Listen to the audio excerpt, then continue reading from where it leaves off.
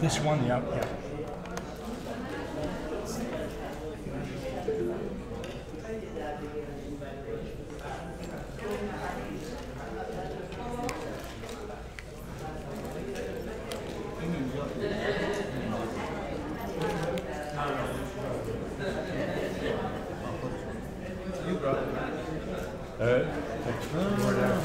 Yeah. No, because I was trying to. I think I'm not going to use the podium because I have to stay close to the computer and the. So I guess we should.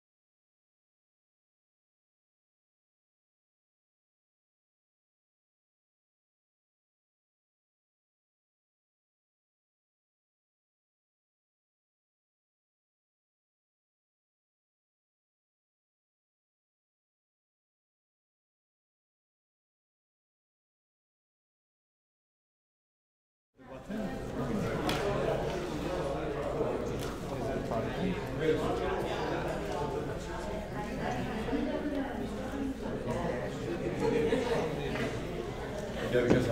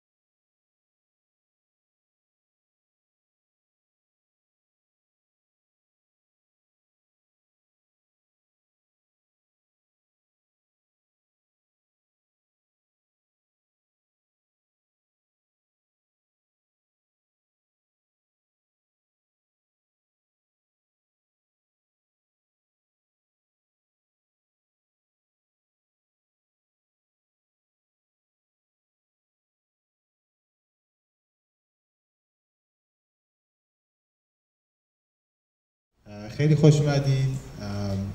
خیلی ممنونم که امروز با ما هستید. طبق معمول یه خورده فکر میکنم با تأخیر شروع میشه برنامه امروز. صدا میاد تای سالن؟ اگه صدا میاد دستتون ببرین با. خوبه.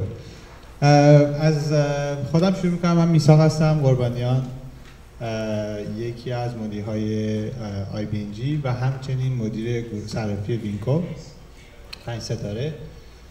خیلی خوشحالیم که امروز همه اینجا هستیم، با ما هستیم. برنامه‌مون خیلی کامله امروز، تا ساعت 7 تا 8 ادامه داره. دورهای قبل که تا ساعت 11 12 هم ادامه داشت چون بعد دینر داشتیم و با هم بودیم.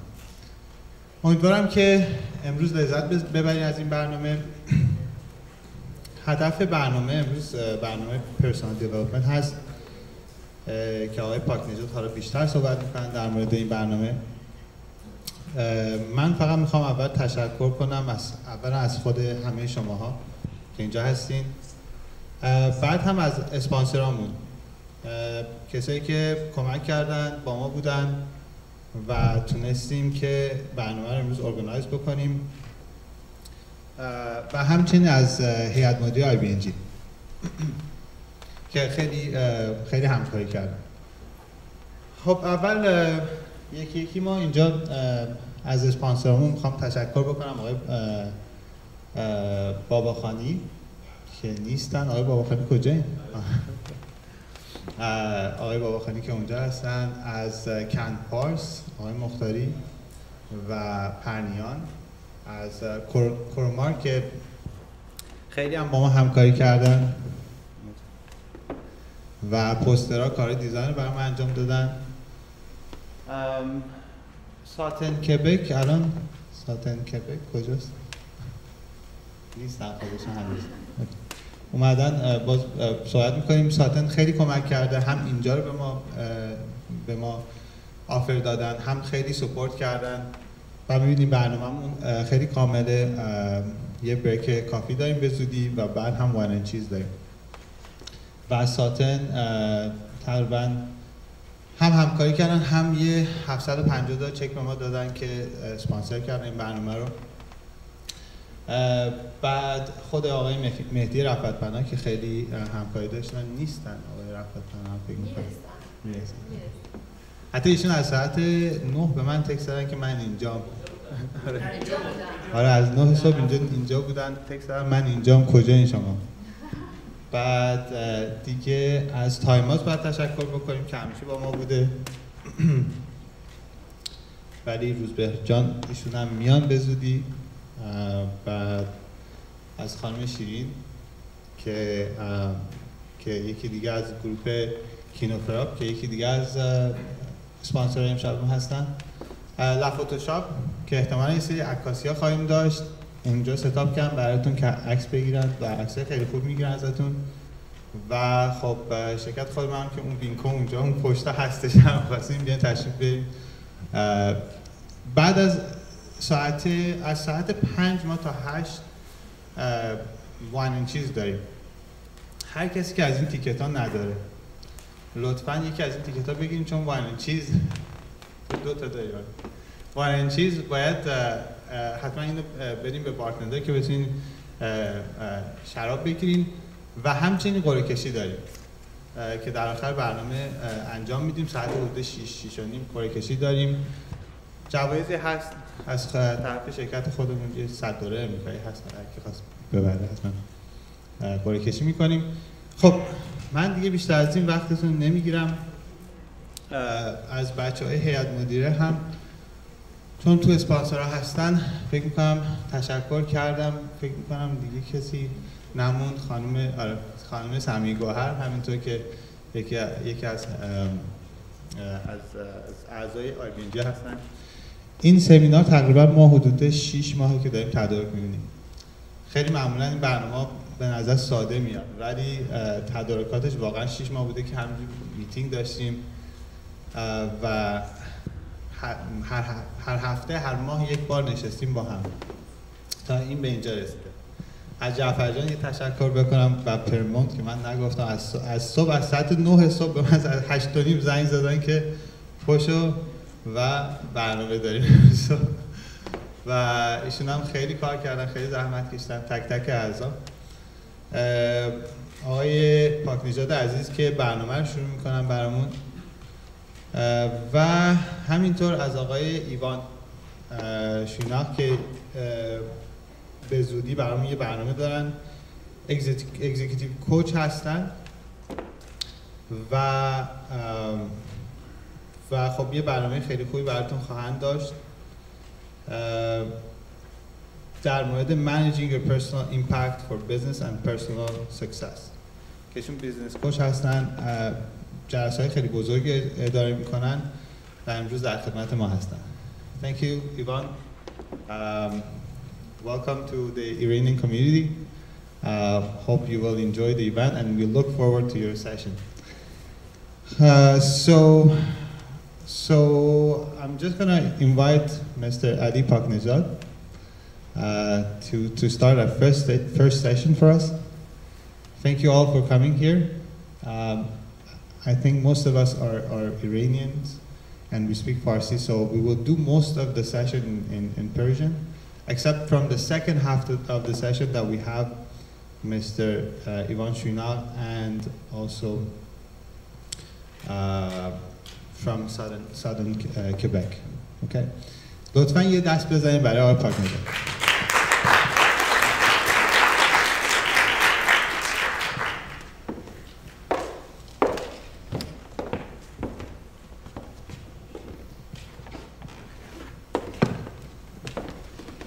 ممنون Mr. Jean. It is always a challenge when we have an audience who speak both languages to keep the balance between the two. So, Mr. Ivan, you will have a great amount of chance to speak, practice your Persian today. من اگر بلندگو استفاده کنم صدای من میشنوید؟ صدا نمیاد؟ بلندتر اگر صحبت کنم با صدا نمیاد؟ نه؟ خب من یک بار دیگه سلام عرض میکنم خدمت دوستان. نمیدونم دفعه قبل خاطرتون هست یا نه، کسایی که اینجا بودید اولش یه نتورکینگ داشتیم در موردی که افراد با هم دیگه صحبت می‌کردن. چند نفر توی این گروه شرکت کردن دفعه قبل؟ اوکی، پس بعضی از شما یادتون هستش که برنامه راجع به چی بود.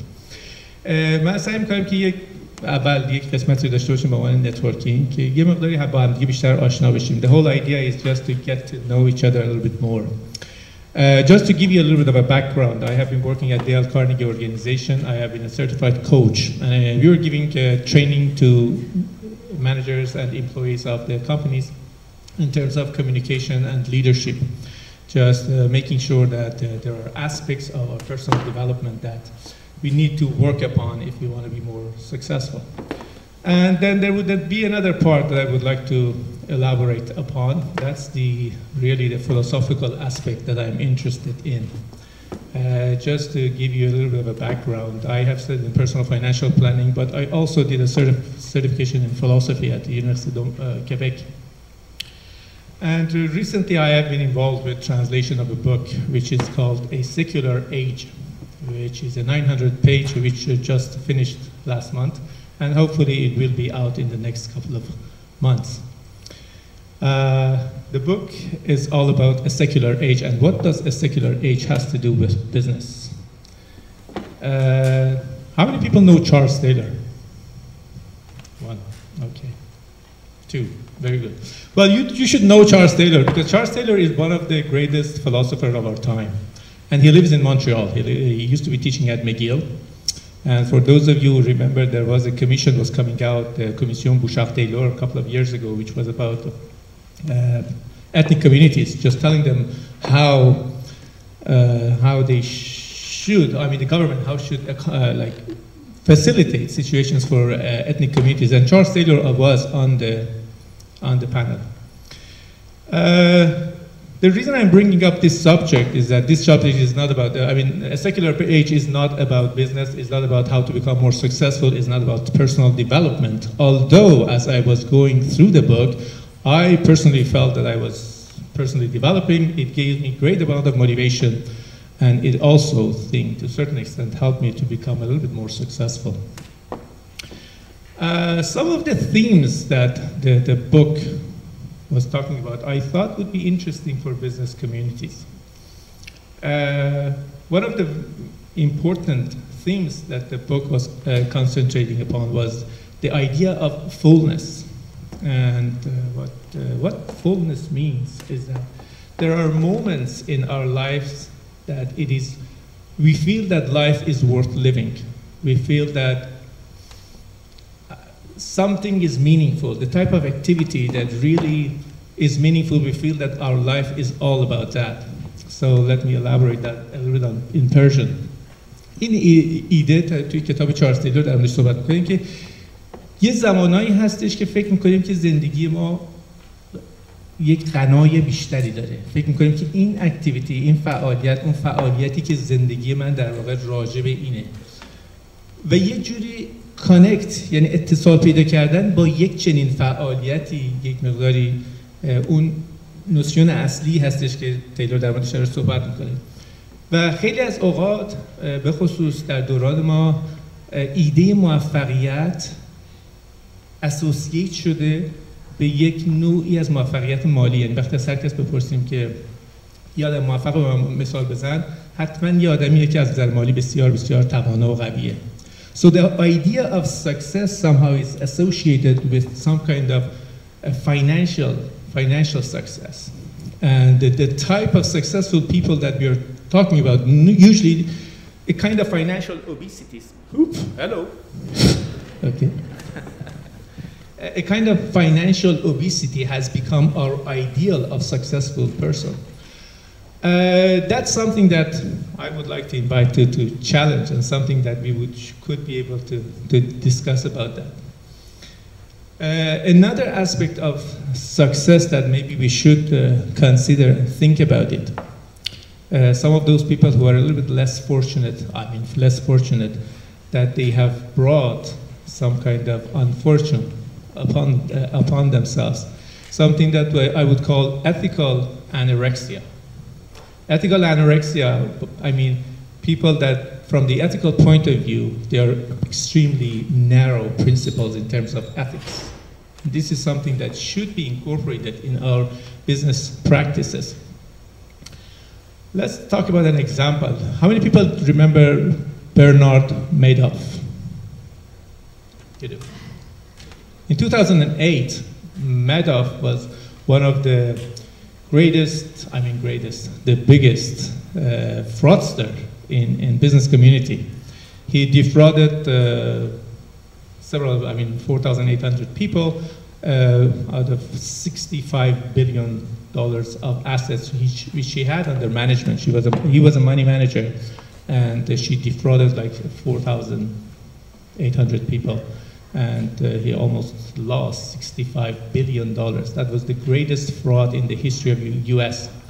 The man had clients all around the world. Some of the richest people in the world, they were his clients.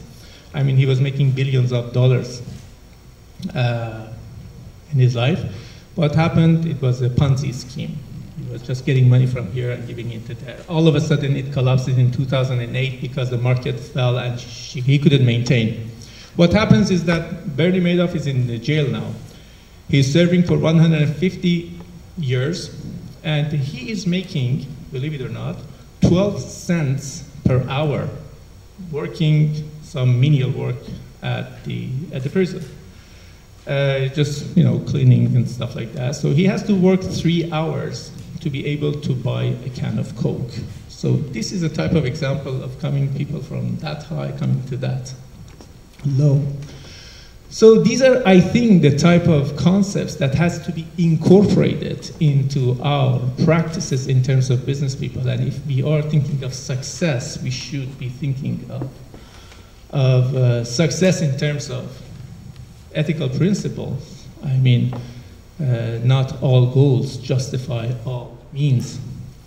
And also incorporating that which is meaningful, the type of activity that really makes my life meaningful. And I have been suffering that myself for the first 10 years when I was in the business, that I thought that I have to do things that I have to do. I mean, I cannot just necessarily do what I love. I have to work. So I say that I work and I just earn my living, and what I like, I do it on the side. چیزی که دارم سعی میکنم بگم اینه که در اینکه بتونیم یک کاری رو بکنیم که واقعا ازش لذت میبریم، این مهمه. یک کتابی بود چند سال پیش نوشته بودن Do what you love and money will follow.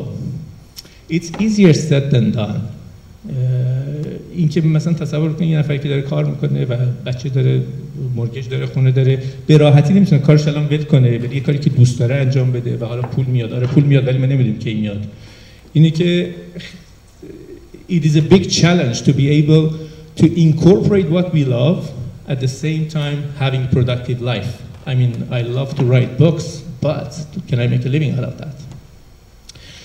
این که میخوام بگم که یعنی من خودم هم جوابی براش ندارم، فقط به عنوان یک سواله که دارم پیشنهاد میکنم که این بود خیلی مهمه که ما بتونیم این دوتا بود رو با هم یه جوری تلفیق کنیم، بیاریم بگیم که هم یه جوری یه کاری رو بکنیم که دوستش داریم، هم در عین حال یه کاری بکنیم که زندگیمون میتونه ازش بگذره.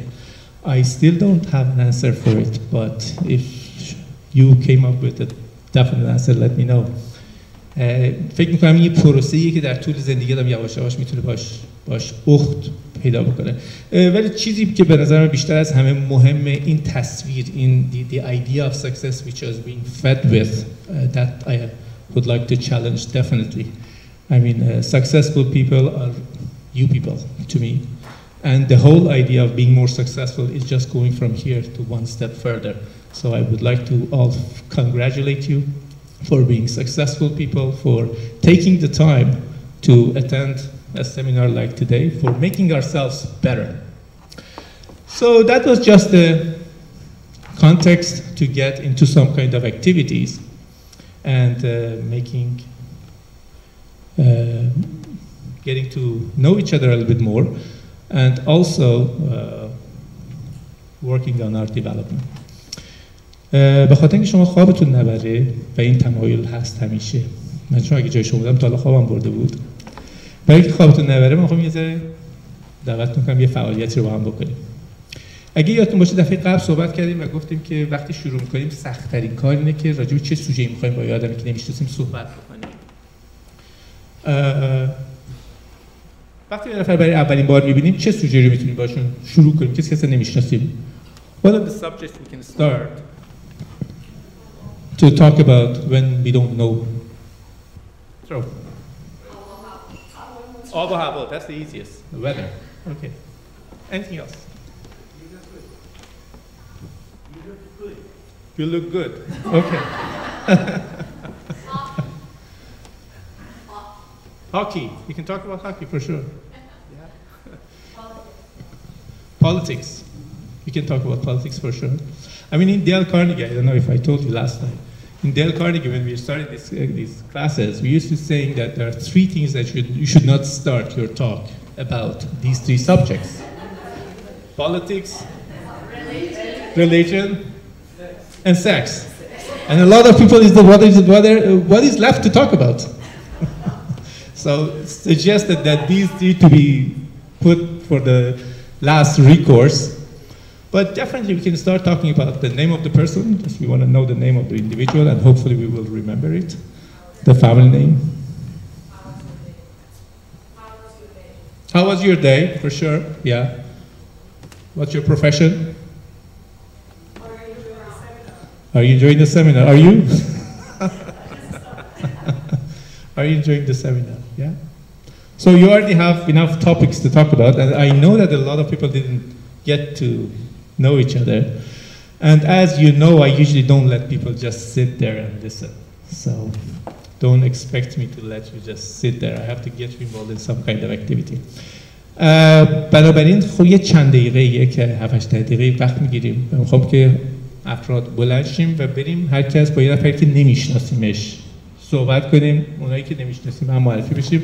But you just have 5 minutes just to introduce yourself to somebody who you don't know, and then we'll get to our second activity.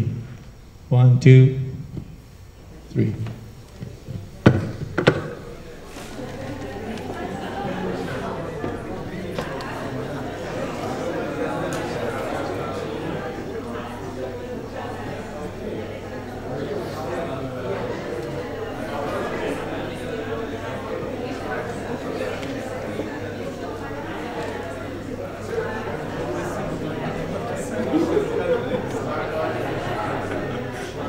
علیا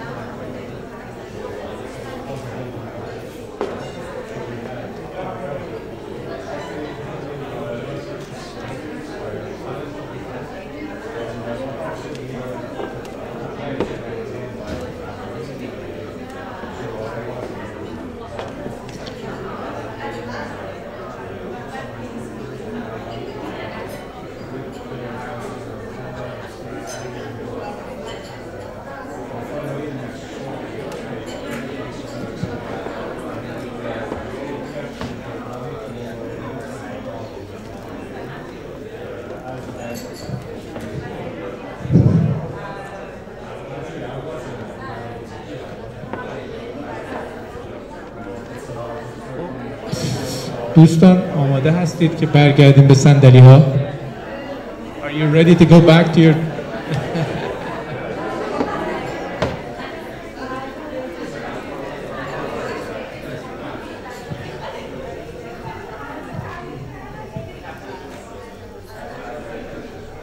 خیلی ممنونم. اگر لطف کنید برگردید به صندلیاتون.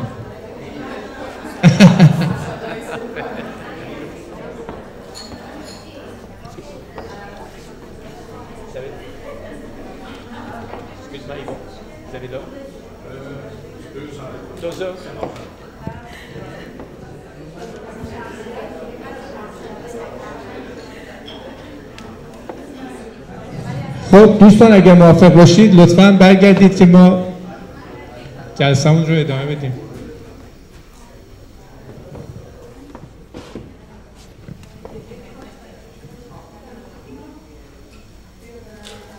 قهوه هم آوردن اگر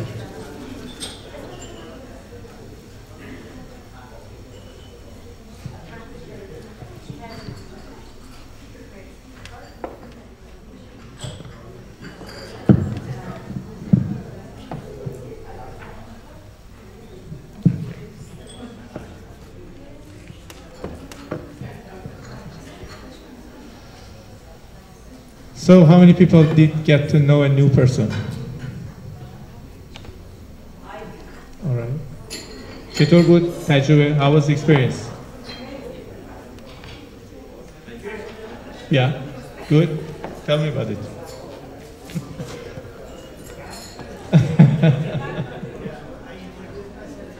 Yvonne, yes. Okay.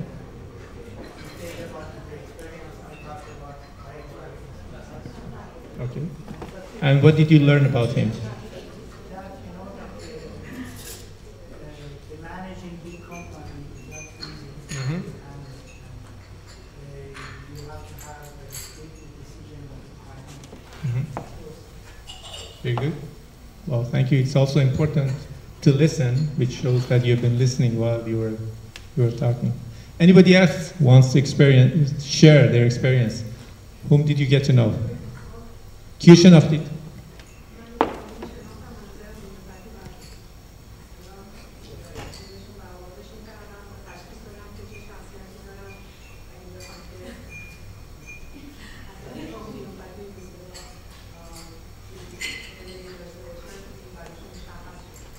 بسیار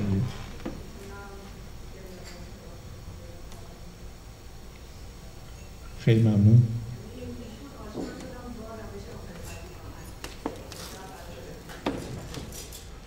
بسیار عالی. خیلی ممنون. چیزی می‌خواستید بگید؟ کسی دیگه چیزی؟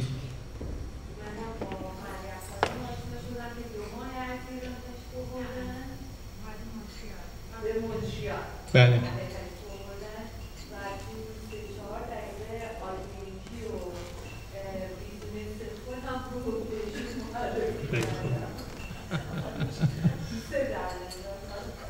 بسیار عالی. That's the whole idea.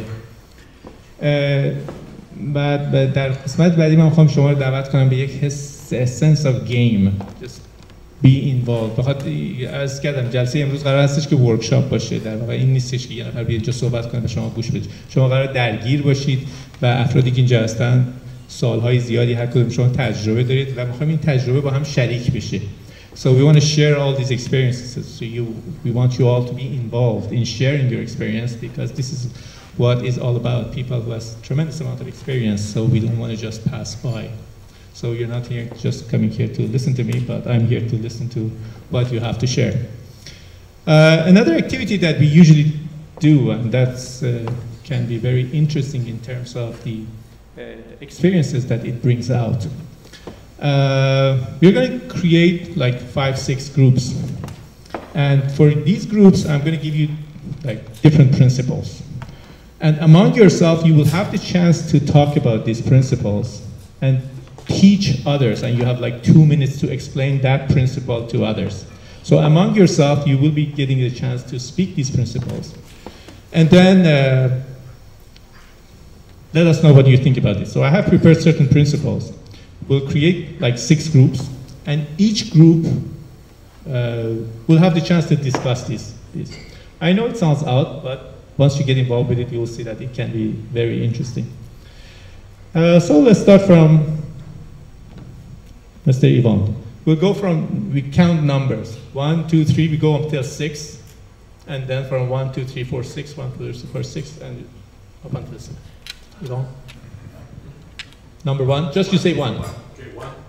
2, 3, 4, 5. You just remember your numbers, right? Okay, good. 1, 2, 3. 4, 5. 1. 6. 6. 1, 2, 3, 4, 5. 6.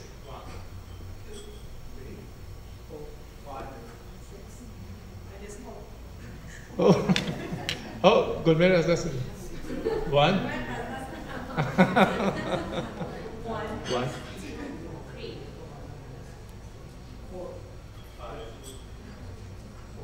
6.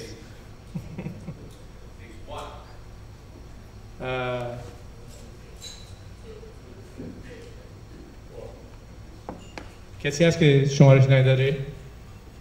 شماره همه دارن؟ شماره های 1 number ones, they all come in this first row. Number 2s are here. Number 2s, this row. 3 back there.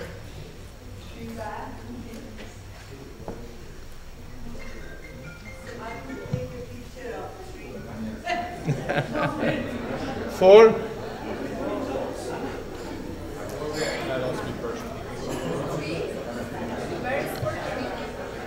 3 1 2 3 4 5 همین وسط 6 همین وسط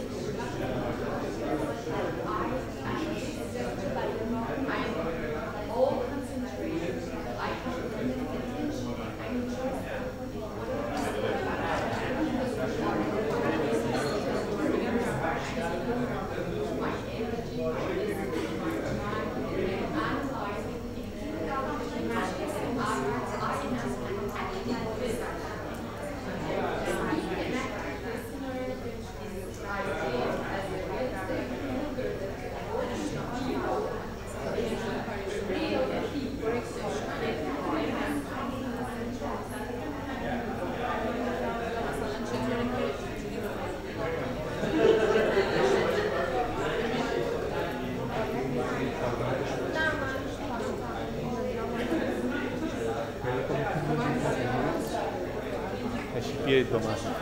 کدومشون کمترن؟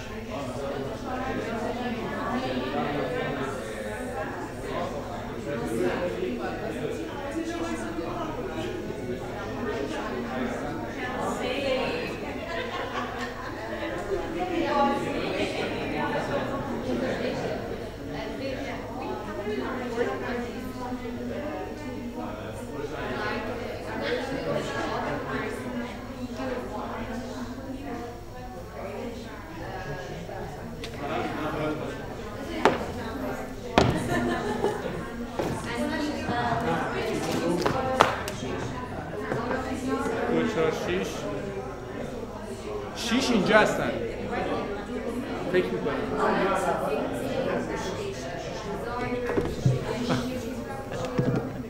How much more time do you need?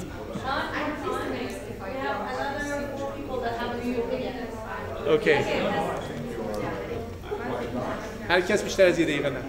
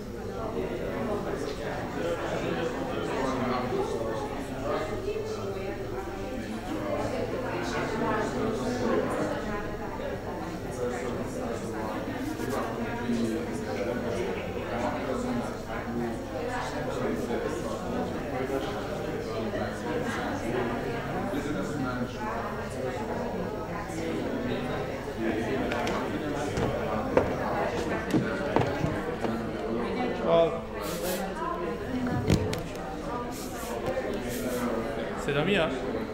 صدا میاد؟ هلو هلو هلو هلو صدا میاد؟ یک خب 2 دقیقه. You have 2 minutes to wrap up, so please decide who's going to be your speaker in your group, and then you come up and give us a presentation during 2 minutes to summarize your group's perspective.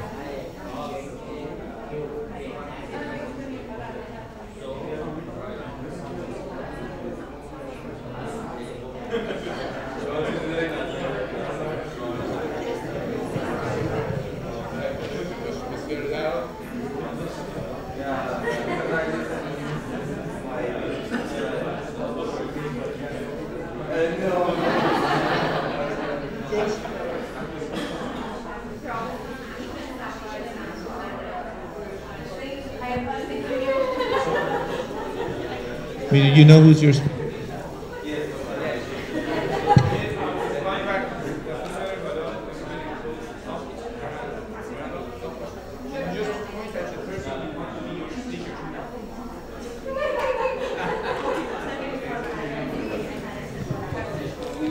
خب دوستان همه تیم‌ها آمادن؟ یکی از تیم‌ها اونجا منحل شد فکر می‌کنم. خب پس اگر همه آماده این بفرمایید سر صندلیاتون. Excellent.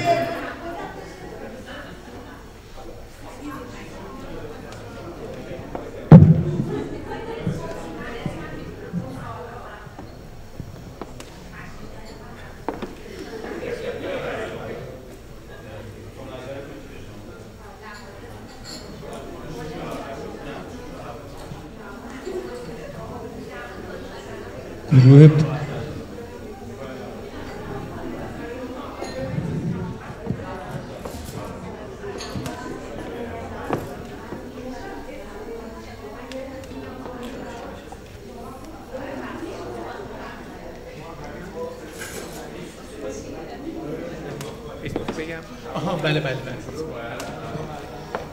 دوستان اگر گروه های شما همه آمادن خواهش میکنم به صندلیاتون برگردید. Please go back to your seats if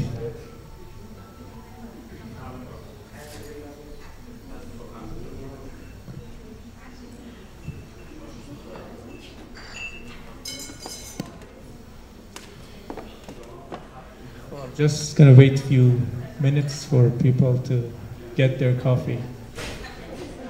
و در ضمن چون فیسبوک پرنیان تیوی فکر میکنم به صورت زنده این برنامه رو داره پخش میکنه، پیشنهاد کردن که لطفاً در فیسبوک هاتون شریک شید که تعداد بیشتری شرکت کنن.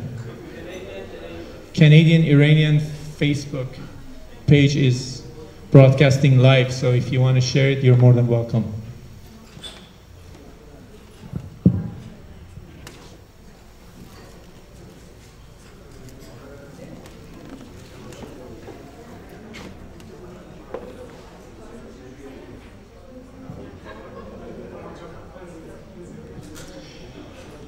خب موافق هستی شروع کنیم؟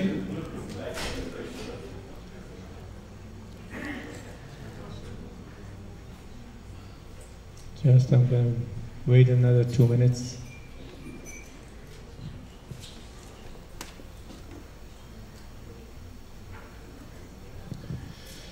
Okay. So what's your feedback? What was the experience? How was it? Excellent. We're going to hear about it now. Did you learn anything new? Yeah. Okay, so let's start with the groups. We have 6 groups, and hopefully each group, they have their speaker who's going to come up and tell us what the principle was and what's the feedback of their group. So some kind of, they want to share their experience, telling us why those principles are important in our life, in our business. And you have 2 minutes, and as you're getting, like you have 15 seconds, I'll give you a signal so that you'll know how to come to a conclusion. Group number 1. Please give him a round of applause. For the courage to be the first speaker.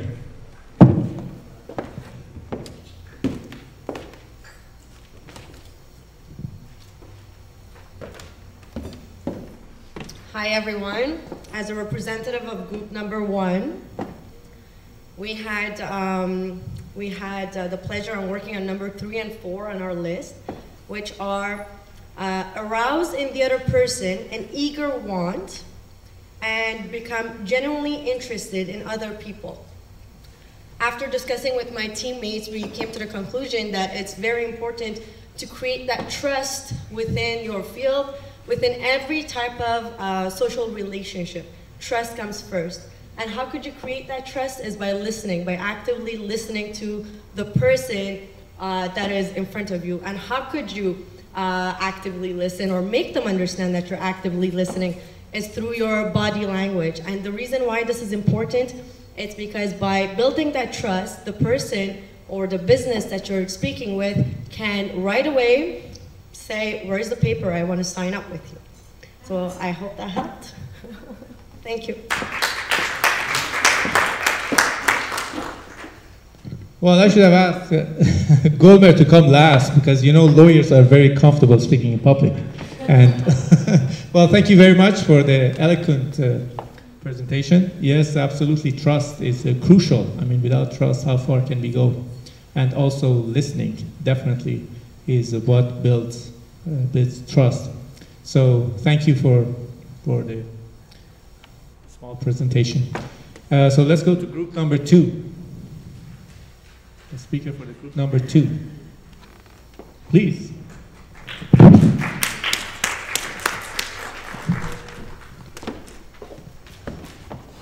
This is Solmaz, by the way, not Sagar. سلام، روزتون بخیر. آیتمایی که ما داشتیم این بود که don't criticize, condemn or complain, give honest, sincere appreciation. ما راجع به این صحبت کردیم که کامپلین کردن، کریتیسایز کردن قطعاً همه میدونیم که انرژی منفی منتقل میکنه و طبیعتاً پوینت مثبتی توش نیستش. ولی راجع به این که اگر ما میدونیم کسی داره اشتباه میکنه چجوری درستش کنیم و به قول این شعر فارسی که چون میبینی که نابینا و چاه هست اگر خاموش بنشینی گناه هست، چجوری کریتیسایز نکنیم، کامپلین نکنیم، محکوم نکنیم، ولی عمل طرف رو اگر مطمئنیم اشتباه درستش کنیم. راجع به کرکشن صحبت کردیم، اینکه باید چه شرایطی داشته باشه، میتونیم اول اینکه خودمون رو بذاریم تو جایگاهی که طرف هست، همه شرایط محیطیش و محیطیش رو همه رو لحاظ کنیم و مطمئن بشیم که تنها گزینه‌شی نبوده و بعد اگر به این نتیجه رسیدیم که راه‌های دیگه وجود داره، میشه دوستانه به شکل تذکر دوستانه، به شکل توصیه باشه. من شخصا معتقدم که باید برای انتقاد کردن شرایط داشت، یعنی باید اولی که مطمئن باشیم چیزی که داریم میگیم 100% درسته، علممون بهش کامله، دومی که مطمئن باشیم طرف حسن نیت داره، طرف راجع به حسن نیت ما مطمئنه و شخصی و غرض ورزی و محکوم کردن و سرکوب کردن توش وجود نداره و سومی که حدس بزنیم با احتمال زیاد بالای 90% حرفی که میزنیم تو طرف موثره، یعنی شخص مقابل ما حرف ما رو میپذیره و چهارمی که مسئولیتی نسبت به اون آدم داشته باشیم یا نسبت به اون جایگاه و بعد راجبش انتقاد کنیم. این راجب گزینه اول. دومی این بود که give honest sincere appreciation. خب appreciation یکی از بزرگترین تشویق‌هایی که تو هر بیزنس یا تو هر رابطه‌ای میشه انجام داد، ولی اینکه باید چطوری آنست باشه و سینسر باشه. آنست بودن اپریشیشن 2 تا فایده داره. ضمن عذرخواهی از آقای مختاری چون مجبورم کلمه عربیش رو بگم، چیزی یادم نمیاد. حسن فاعلی داره و حسن مفعولی داره، یعنی هم برای خود طرف خوبه که باید آنست یعنی بگرده چیزی رو در طرف مقابلش پیدا کنه برای اپریشیشن و هم بعد از اینکه اپریشیت کرد طبیعتاً یه حس مثبت، یه انرژی مثبت و یه توجه مثبت رو به طرف مقابلش منتقل کرده. راجع به این صحبت کردیم که تعریف‌های تکراری شاید بی مفهوم ارزشی نداره که مرتب راجع به یه چیزی تشکر کنیم یا اپریشیت کنیم. باید اپریشیشن خیلی سنجیده باشه، درست باشه که شخص مقابل ما هم بدونه که این عادت ما نیست و این چیزی که ما درش پیدا کردیم و بیان کردیم.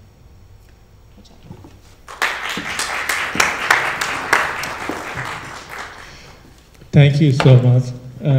Definitely, I mean, there was a research came out from Gallup was saying that just showing how important, I don't know if you're still hearing, okay, how important this positive feedback, when you're giving a positive feedback to someone is so important. They were saying that if you want people just to listen to what you say, you should, before that, make 4 sincere and honest compliments, saying 4 nice things about your employee or about somebody that you have connected with. Say 4 things just for them to listen to what you say. And if you really want to impact them, that they really act upon what you say, you have to, for each criticism, you have to say 8, 9 things. So for those managers, they should be thinking of making positive feedback about their employees like 8 times before they take the first step to suggest something for improvement. So that's so important that you brought up the act of criticism. And another thing is that Western culture is built on criticism, so we should cherish criticism, but it should be done in an appropriate manner. It should be said in such a way that's constructive and not destroying everything. So it happens that a lot of people, in order not to criticize, they don't say anything, and that's a big loss. Because a lot of time, people should say what they're unhappy about, but in a constructive way. So it's not about eliminating criticism, but talking in such a way that's going to be more constructive. So thank you, Solmaz, and we're going to go to group number 3. Group number 3.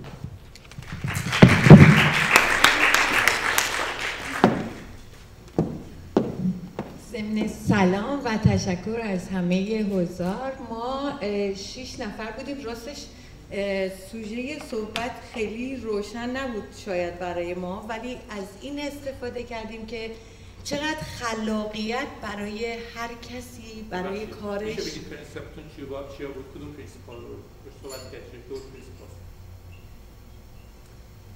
2 تای 8 و 9. بخونیدش لطفا. بله. بخونمش؟ بخونیدش. چشم. Talk in term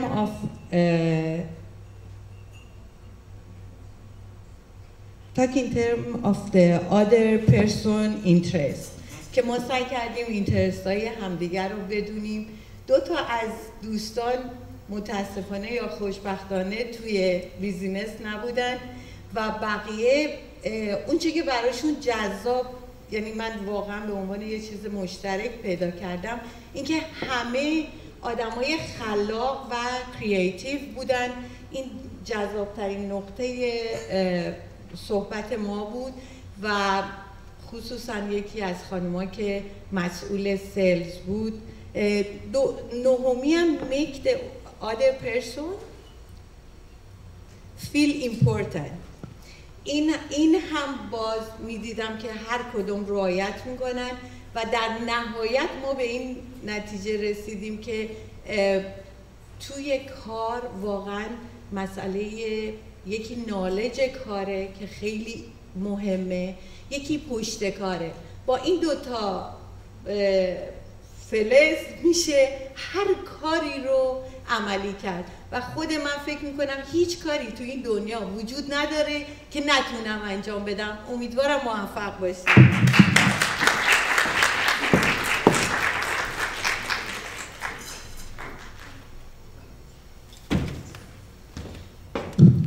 Thank you very much. Yes, also talking in terms of other people's interests, that's something we sometimes miss, especially when we are in the sales. We continue talking about our own interests and our own motivations rather than really.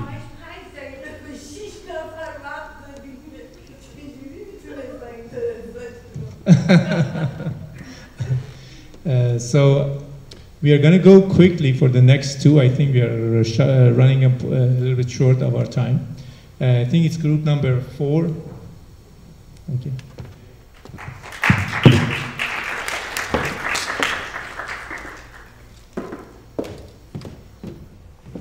سلام به همگی. من شیرین هستم. متشکرم از آقای پاک نژاد این فرصت در اختیار ما قرار دادن.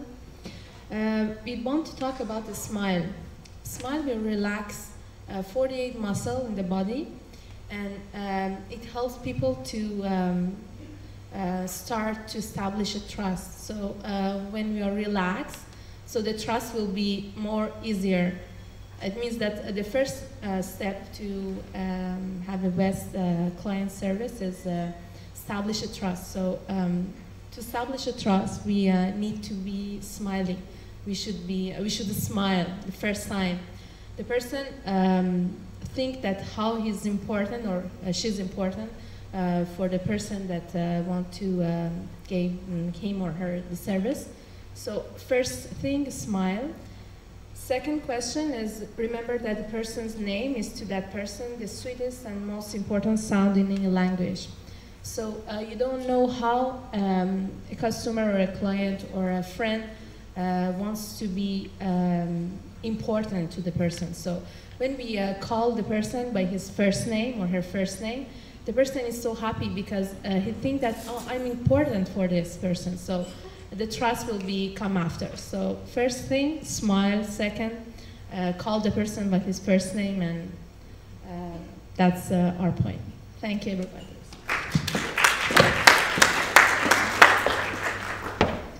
I remember I attended a seminar many years ago. That was a neurologist at UCAM who was taking like for 2 hours about the benefits of laughter. I mean, he was just going on and on and on for 2 hours, how important it is to laugh. So thank you, Shirin, for the interesting point you brought up. So I'm going to ask for the number 5 and 6. They come both together, so we'll go one after the other one because we are running short. 5 and 6. گروه 6. گروه 6 منحل شد من فکر میکنم. بفرمایید.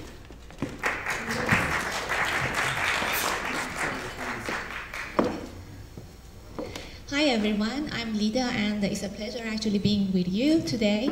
So, as we discussed earlier, so we're going to talk about number 6. Remember that a person's name is to that person the sweetest and most important sound in any language. Well, actually, it's absolutely true, and I think that all of you actually agree with me. Because you, all of us, not only you, all of us, were raised with our names. And so, well, it is completely important to pronounce our names in a correct way. Because this is the sweetest word you can hear in the world. So imagine that if, for example, someone comes to you and does all the things that priorly listed here, like smile, whatever, being honest, sincere, whatever. But you know, in my opinion, actually, the first and the most important thing to enter someone's heart is to care about that person. And how do you want to show that care? First, to show him that, okay, you care about him, that you didn't misspell his name. Because, you know, some people really feel insulted if, for example, you misspell their name. Because, well, it happened to me a lot. I don't know, I mean, for which reason, you know, they misspell my name. And somehow, you know, I don't feel respected. Why? Because this person actually didn't care about even to just reread actually my name, you know, and try to pronounce it correctly. So how I'm gonna trust that person? So remember that, like I said, the most important thing, just take your time and pronounce the word, the name correctly. Thank you.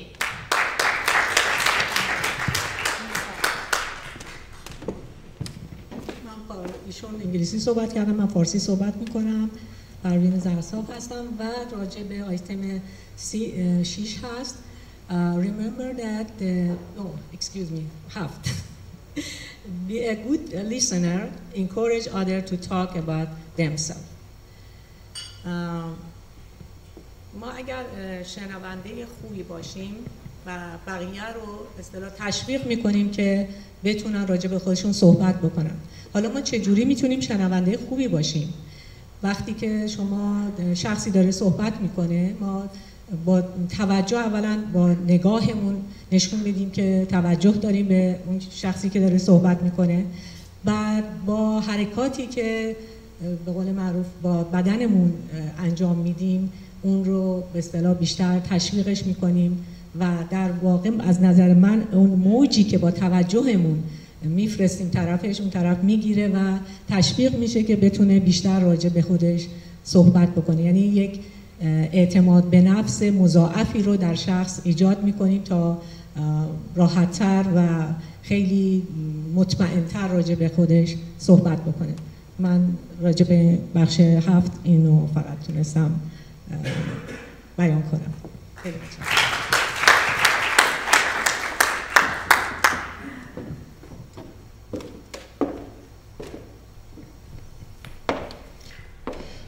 خیلی ممنونم خانم زرصاف. You're the best person to talk about listening. I mean, I know you for so many years and you're such a good listener. And also pronouncing people's name, that's so important. I mean, ancient Egyptians, I think, understood it best. They were thinking that by just calling somebody's name, you're calling their essence. So it is very important. همه شما واقعا نمیدونستین برنامه امروز راجع به چیه و همه یه حالتی از پیش بدونه که آماده باشید درگیر این بازی، تفریح، فعالیت هرچی بود شدید. اینی که من میخوام اول به شما تبریک بگم به این همه انعطافی که دارید و درگیر شدید و اومدید این پرینسیپا رو با هم شریک شدیم. اینی که خواهش میکنم یه دست خوب برای خودتون بزنید. And I am going to also thank Yvonne for being patient, going through Persian and English at the same time. So thank you again for participating in our activity. I think we have the time now to go to the second, just maybe after a 5-minute break. Thank you again. Have an interesting and fantastic rest of the seminars. یه دست برای آقای پاکنژاد بزنین. خیلی فعالیت کردن. از این یک روز نیست ماهاست که دارن فعالیت میکنن. خیلی ممنون. مرسی. یه بریک کوچیک خواهیم داشت و بعد برمیگردیم برای پرزنتیشن بعدیمون. So we'll take a 5-minute break and we'll come back. من فقط دو تا از اسپانسرامون رو یادم رفت که اسمشون رو بگم. یکی خانم گلمهر عطاران هستن که وکیل هستن کامرشال و همینطور آقای قلپور که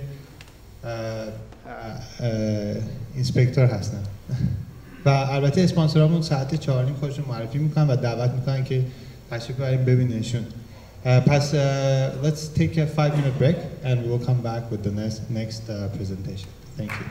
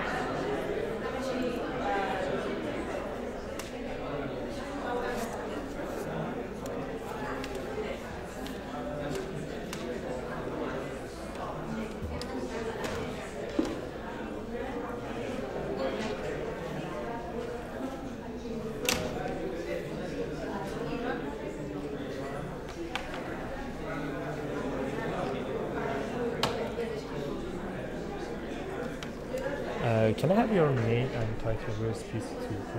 Yeah. This title of live view.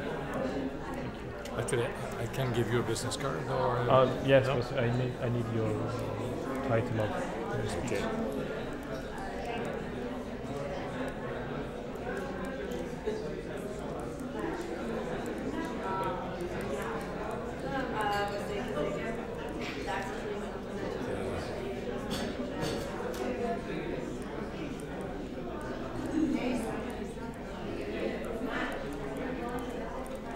You can read it, but I'll give you a business card. It's good. Posé coaching. You know? Sorry. Two business cards. Can I have the title of your speech? The title of the speech is Managing Your Personal Impact. Managing your personal impact. Yeah.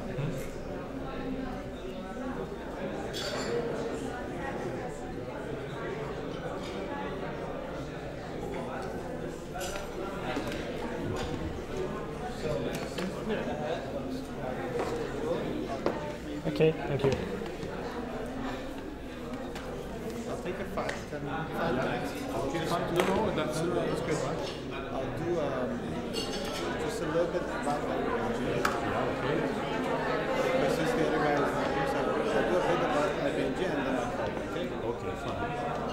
So I'll put I'll just see how it works. You can put it on. Yeah. You can put it on. Okay. Do just because we leave it, it's perfect.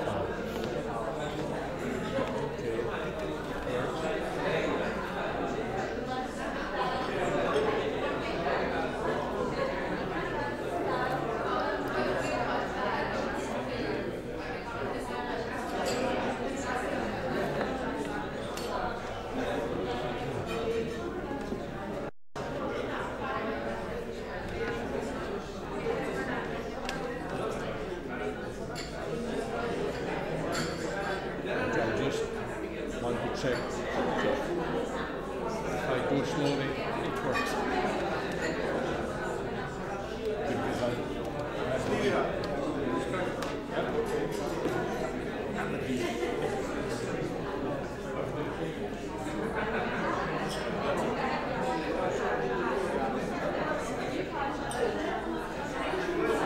If you leave your computer here, the mouse is not going to work.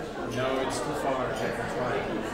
It's it works, you know, a little bit, but sometimes because but it's okay, it's safe, right?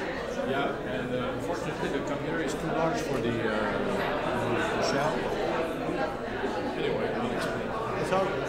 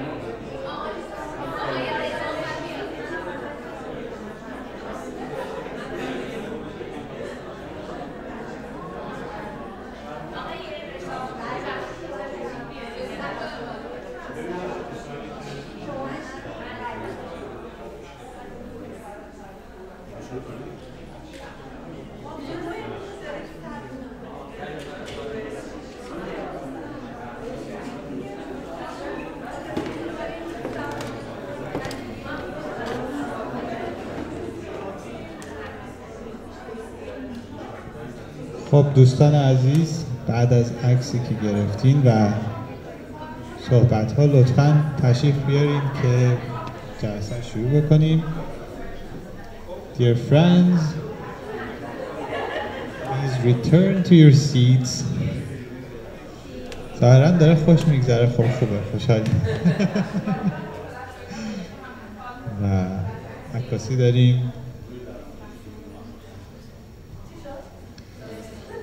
ظاهراً داره خوش میگذره، ما هم بایستیم.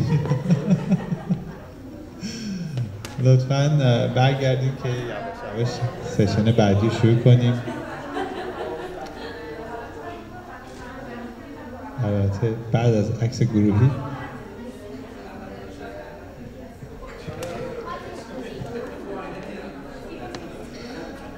Dear friends, please return to your seats. We shall continue. They're having fun, so it's a good thing. That's why we're here. We're here to network and get to know each other.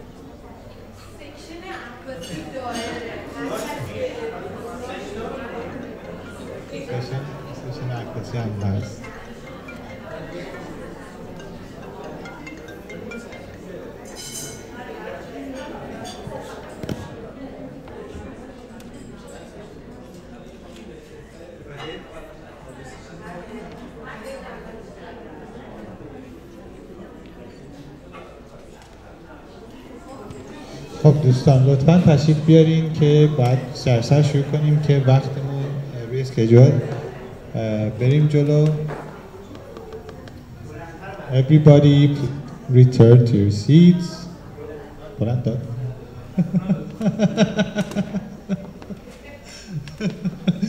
ما فقط برای ریسپشن هال بود، یعنی ریسپشن. اینجا هم جواب میده البته.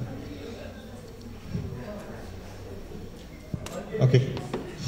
We will have more time after the session. We will have more time. We will have more guests. Actually, we will have fun. We will have the wine and cheese. We get to drink. We get to know each other. I just want to, before we start the presentation with Mr.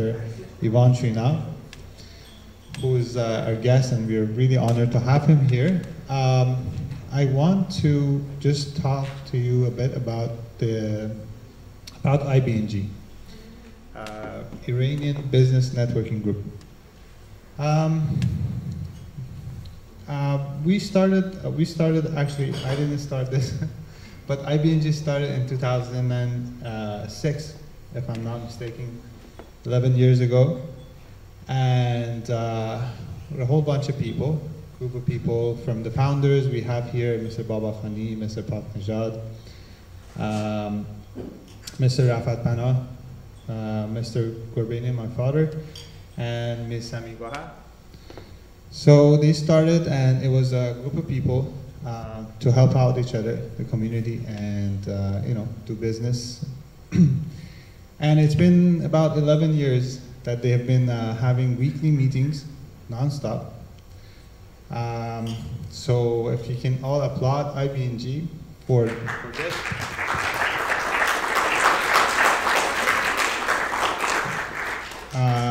Yeah, they have been gathering every week on Wednesday mornings at X-Fruity.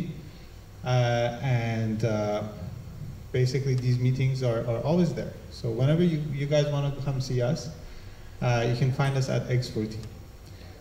برای دوستان عزیز ایرانی،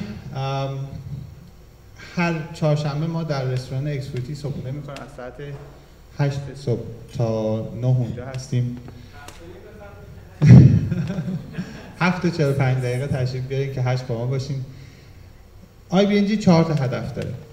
یعنی اعضای IBNG که الان حدود بیشتر از فکر کنم 30 خورده ممبر داریم. We have about 35 members. 4 تا هدف داریم. 4 تا کار انجام میدیم. اول اینکه به هم دیگه ریفرال میدیم، به هم دیگه بیزنس میدیم. یعنی هر عضوی باید به عضو دیگه ریفرال بده. So our first main objective is to give referrals to each other. Second objective, good words. به هم دیگه در واقع باید اگر که دیدیم همکارمون خوب کارش انجام میده ازشون تعریف کنیم، کارشون رو به بقیه بگیم که این کار خوب برامون انجام دادن. Third one is tangos. It's a bit the word is a bit off, but it's not actual tangos. Tangos are basically business meetings. So two of the members, they sit down together and they do business or they talk about a project. And so for the past 3 years since I started this, I've become a very good dancer actually. No, I don't know how to dance tango. و چهارمین کاری که ما انجام میدیم اینه که مهمون میاریم. یعنی مهمون میاریم، اسپیکر میاریم، از دوستانمون دعوت میکنیم که بیان و این کامیونیتی رو بزرگترش میکنیم. بیشتر از این وقت نمیگیرم. پس اگر خواستین حتما چهارشنبه بیاین ما رو ببینیم در اکسپوتی، رستوران اکسپوتی صبحونه میخوریم و همچنین فیسبوک ما هست Iranian Business Networking Group. You can find us on Facebook. Iranian Business Networking Group. بیشتر از این وقت نمیگیرم. آقای ایوان شویناغ. I want us to all welcome Mr. Shouinagh, who is here for us. He's an excellent business coach, I know firsthand, and he's also the co-writer of the book Impact. He holds a presentation all over the world. His last presentation, I think it was in Japan, if I'm not mistaken. China. I'm sorry. For executives, he deals with all sort of different executives, from smaller business owners to larger firms. So just if you can just applaud him.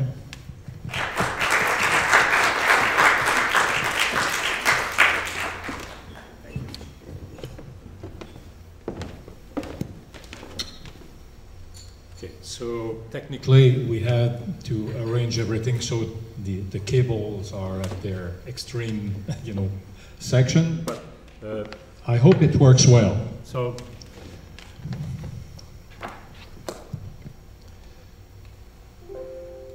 okay. So thank you, Michael, for inviting me to your meeting or your event, and as the president of the US would say, what a crowd. Actually, I'm not sure that the topic I'm going to talk about today will be of interest to all of you, but as an executive coach working with executives, professionals, and entrepreneurs and managers, this is a topic that keeps coming back in our conversations. Everyone is somewhat concerned about their impact. Today, for instance, I was concerned about, how should I dress, because I didn't know whether everybody would show up, like business casual or very casual. And I was very pleased to see some people with ties and say, okay, I feel comfortable. Because otherwise I would have felt maybe out of sync. Everybody is concerned about their impact. And I heard Oprah Winfrey say one day in an interview that most personalities, well-known people who appear on her show, always ask her, how did I do? How did I do? Very well-known, very reputable people would always ask this question. So the book that I co-wrote actually with my friend Nicole Simar, was published last year, and it comes from my experience as a coach. Most executives are worried about the impact they have in their organizations, on people, and obviously on their immediate superiors, whether it's a board of directors or a management committee. So many questions come to mind when we talked about impact. And maybe the first one is about first impressions. Are, according to you, to your experience, are first impressions most often right? What's your experience? Is it that the first impression stays with you, and it's an impression that you may say it's right, or is it no? I think people, if we know them a little bit better, will have a different view of them. So, is it first impression? Do you always trust your first impression? Yes, no? Yes. Yes? Okay. So, we'll have a little bit of an experiment here. So, what's your first impression of this guy? A biker? Or he could be a chef, Yeah. Yeah. If I would tell you that he's a physician, yeah. Would it change your view of that person? No? Yeah. Yeah, indeed, you would change your mind because he looks, like someone who is serious in his job. He sounds like, someone I would trust if I needed whether, an examination or even a surgery. So other people make decisions about you every day. Every day, every encounter you have will allow people to make a judgment about who you are and whether they are willing to deal with you. So a person's first impression, I'll get used to it. Well, okay. A person's first impression will influence the overall opinion of you for a while. But, over time, if we meet people more often, you may have a first impression that is better or worse, depending on the situation, depending on the person. So it means that we must work on it. And we talked about relationships today, and that's very important. So when I work with people in coaching, we work on their impact.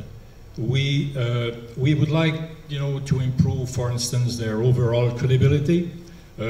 And they might be very good managers. They might be very excellent managers. But sometimes there is something missing. And this is usually how they send me people in coaching. They say, that person is excellent, competent, but there is something that is missing that will make, that eventually we won't promote her or promote him. So in this regard, people can work on their skills, can work on their ways to present themselves in meetings with their colleagues, especially, and even with their employees. So, impact, what we mean by impact, it's every action we take that have an impact on the lives of other people. People that you work with, people that you manage, or people that you meet wherever you go. And so sometimes the question is, are you aware of your impact? And that's the question we ask many managers when they are in coaching. I'll give you the example, and they were in the news this week. Jean Coutu, the drugstores, the pharmacies. The father, Jean Coutu, always wears his white coat. Beside him, his son, François Jean Coutu. One would think, okay, is François Jean a pharmacist? Yes, he is a pharmacist too. But he doesn't wear a white coat. Because in your mind, in my mind, or people's mind, if he were wearing the white coat too, he would somewhat imitate his father. So he had to create a view of himself to have an impact in his view as a businessman, not as a pharmacist. Jean Coutu wants to be the friend of everybody. François Jean wants to be perceived as a good manager. So there are people, you know, who don't wear ties or business suits in life. The two good examples, this is Mike Zuckerberg, the CEO of Facebook, and the late Steve Jobs of Apple. But over time, they always, you know, wear the same thing. Actually, Steve Jobs wore the jeans and the black shirt, and Mark Zuckerberg, I don't know, he has, I think, 20, 25, or 50 t-shirts like that. The same color, same type of jeans all the time, because he wants to create an image. And this is the impact they want to have. So they are not going to wear ties or business suits anytime. So when it comes to what you wear, we'll see later whether it matters or not, but Barack Obama, on August 28, 2014, was wearing the wrong suit. Does anybody remember that story? You know, there were 35,000 tweets about his tan suit on that day. Actually, when he wore that suit, he was going away for the weekend because it was Labor Day, the week after. But he decided to have a press conference before leaving. During the week, Russia invaded Ukraine. And on the same week, the journalist Foley was decapitated by ISIS. And they were very serious matters. And journalists, people said that it didn't look serious, you know. And what is funny is that Obama said one day in an interview that he was always wearing black and blue suits because he didn't want to make any decision about what he was going to wear any day because he had more important things to do. But on that day, he decided to wear a tan suit because he was going away on vacation. So the last press conference that he held on January 18 this year, he said, you know, let me start by saying that I was tempted to wear a tan suit today, but Michelle, his wife, said that maybe in January it's not appropriate. But he had understood, you know, that the lesson.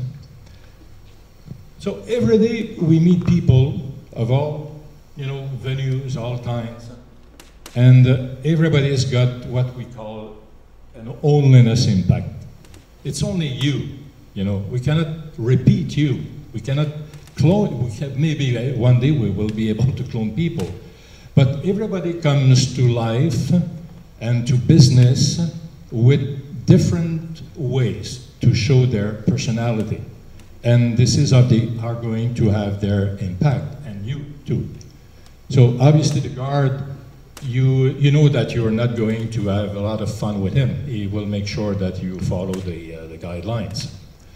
So the impact, what is your personal impact? It really depends on a couple of things. First, the impact will happen when something or someone comes into contact with something or someone else. So this is basically the way we appear to interact with people.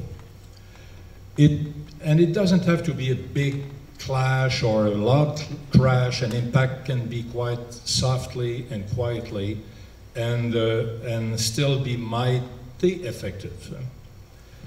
What counts is really appropriate. It is for the situation.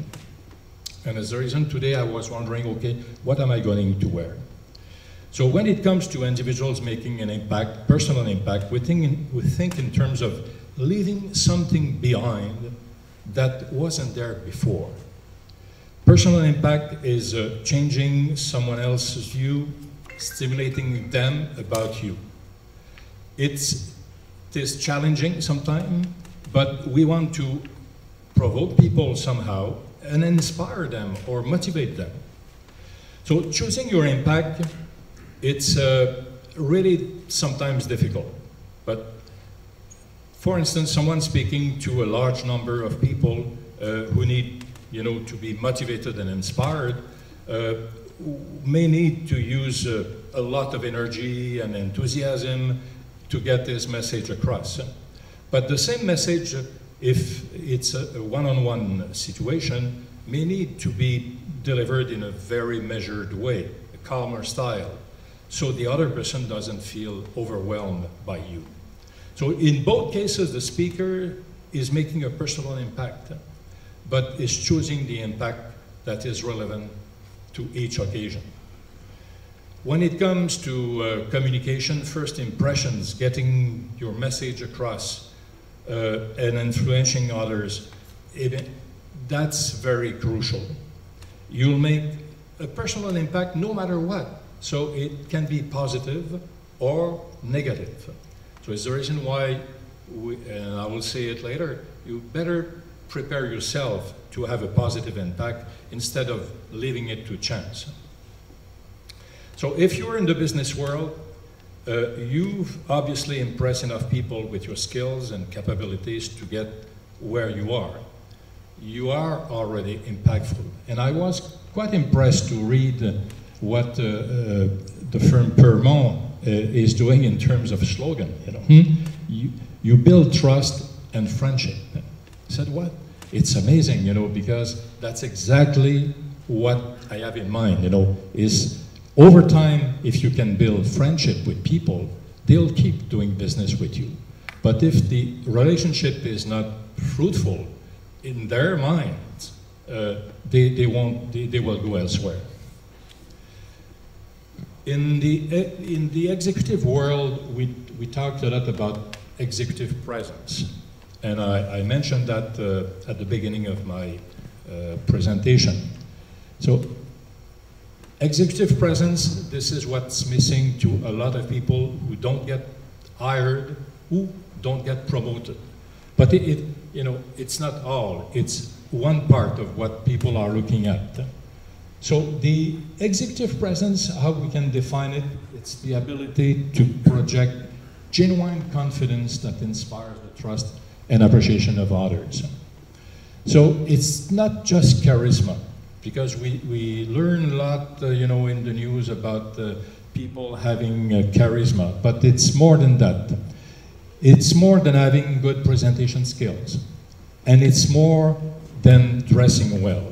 It's much more complicated. It's mostly physical.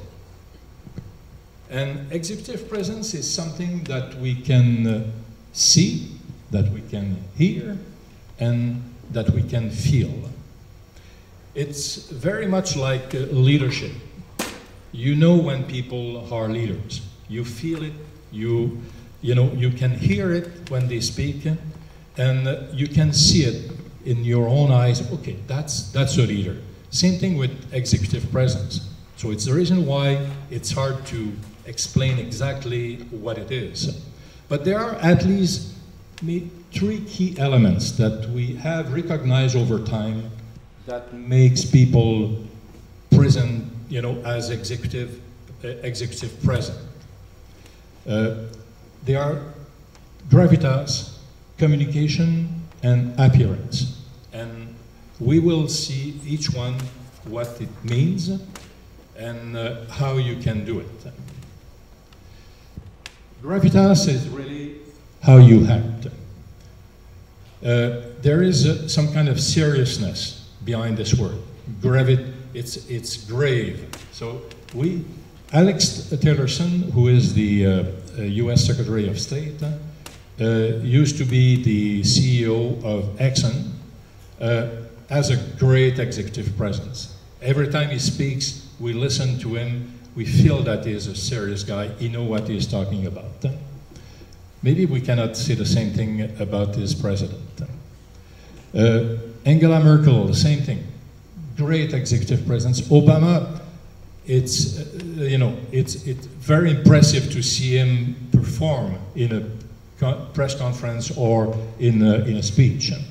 So when you have gravitas, we feel that you've got wisdom, that you're serious in your purpose, you're self-assured, and you're composed. The poise of a pilot, for instance. When we get out of the plane, most of the time, the commander will just, say goodbye, and you look at him and you say, okay, we were in good hands. He looks like the best guy we could find to have this flight. But at the same time, he's authentic. He has authenticity and integrity and restraint. Restraint, it's being able to control your emotions.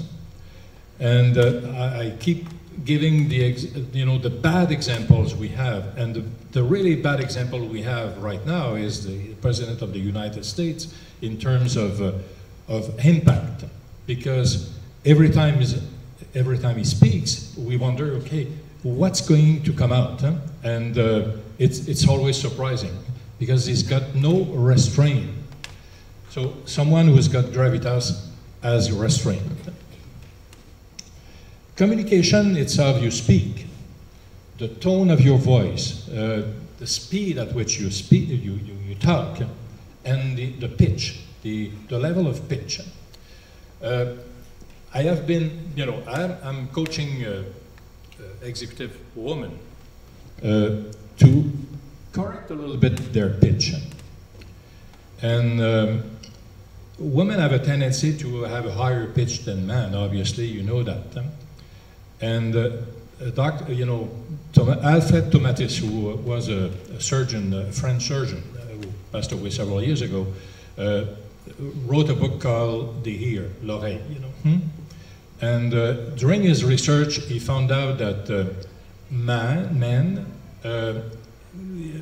have a tendency to stop listening to high-pitched people. And the reason he gave was that because as men, the first voice we hear is ours, is our voice. So our ear is used to listen to us and then to other men. And when so it's a voice that is usually more grave and or low. And then when you have a high-pitched person talking to you, if it's too high, the ear can no longer continue to listen, and you stop listening. And it happens, I might say, in management committees and executive committees. Interaction, eye contact that you have with people, the body language, your posture, your concern for people, your inclusiveness. And we had interesting discussions earlier about listening to people so they feel included in your world. Self-confidence, again, credibility, energy, passion, and a certain sense of humor, but appropriately. I'm coaching someone right now who's got too much sense of humor. And is not taken seriously because too much humor. And he looks too happy. So there is even a research done about that. It's good to look happy, but if you look too happy, it disturbs people, and they may not be your friends. So when leaders with executive presence speak, people listen. And I mentioned that earlier, and you may have examples in your mind about people that you automatically listen to. The appearance, that's always something that people are concerned about. So how you look? Do you look polished and groomed? Or especially, do you wear the appropriate wardrobe for the situation or for, maybe the culture of the company? And do you have good manners?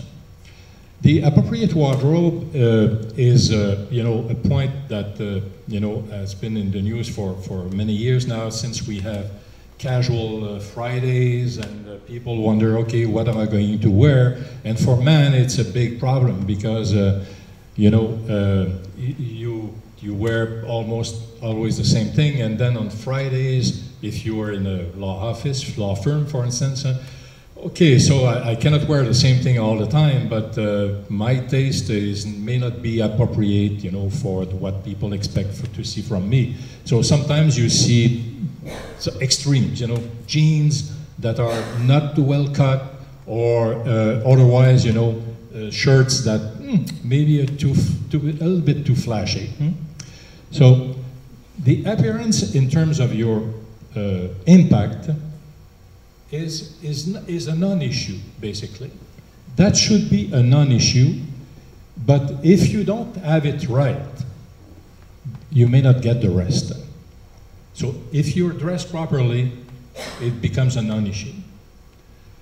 And it's the reason why it's so easy for Obama to say, listen, I'm only wearing gray and blue suits, because that's okay, you know. People won't even notice what I wear. But when he got this tan suit for his press conference, everybody noticed that. So when we look at the percentages of the, you know, the three factors, gravitas, communication, and appearance, what's the most important of the three, according to you?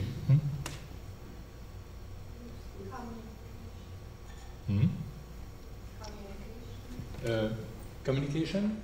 What percentage out of 100? 40 communication? Body language, you mean gravitas? Huh? What percentage would you give this factor? 90%. 90%? Yeah, yeah, okay. On this side here, gravitas, communication, and appearance, percentage, guess. Sorry?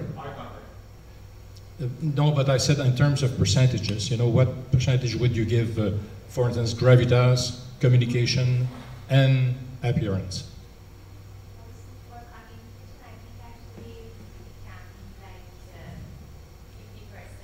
Yeah.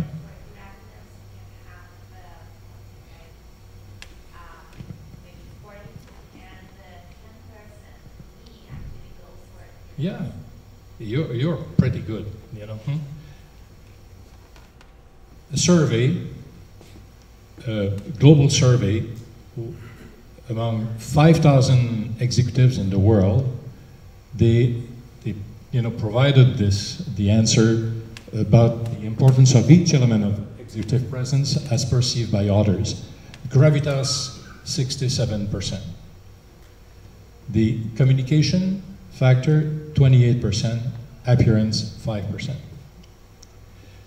But when you look at what is said in news, you know, reports about people at work, we give too much importance about, you know, appearance, and not enough about gravitas. And gravitas is basically because we are human beings, we are biological people. Leadership is much more biological than we've ever thought it would, or it was. And David Rock, who's an expert in emotional intelligence, searched that, you know, in terms of the impact of people, and he said that basically we are animals. We are reacting to each other like animals do. So managers and business people must understand the impact they have through their body language first.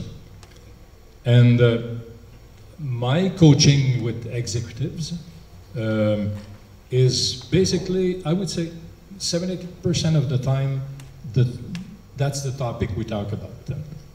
How do you impact people with your own body? So the problem we have, all of us, is that we are what we repeat. And every day we meet people, we get up in the morning, and we keep repeating ourselves. So if we do something wrong, we'll keep repeating it. So day after day, we can ask ourselves, okay, if we do something good, is it fine? So good or bad? The good is that if you repeat yourself, I know exactly who you are. When I meet you, I meet the same person. So if you would change every day your behaviors, I would have a hard time, recognizing you and say, okay, well, who am I dealing with? So every day we go to the office, we go to work, and we know exactly how it's going to happen with other people. So that's the good thing. The bad thing about repeating ourselves, if we have something that doesn't have the right impact, it will keep hurting you over time. So it's the reason why in coaching we say, okay, how can we change this behavior? So life is basically a series of presentations. You're always presenting to someone, either in a group like today, or in one-on-one meetings. So what we do in real life, what happens in real life? In real life, there is you, your personality, your values, your experience, your talents, and your presence.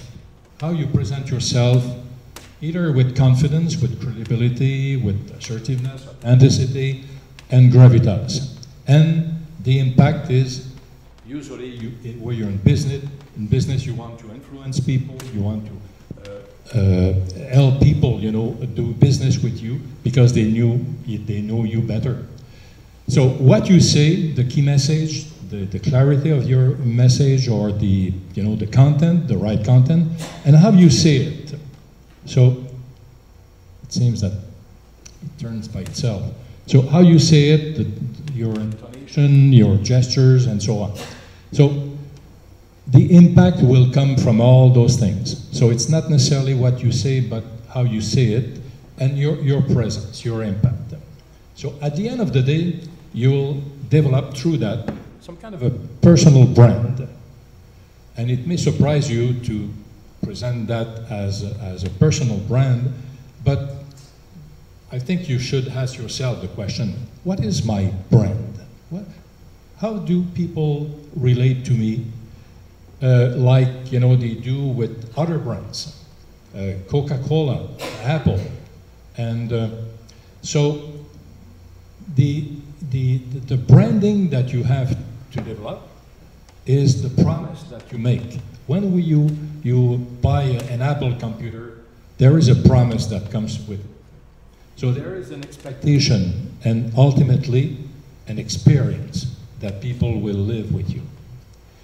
And the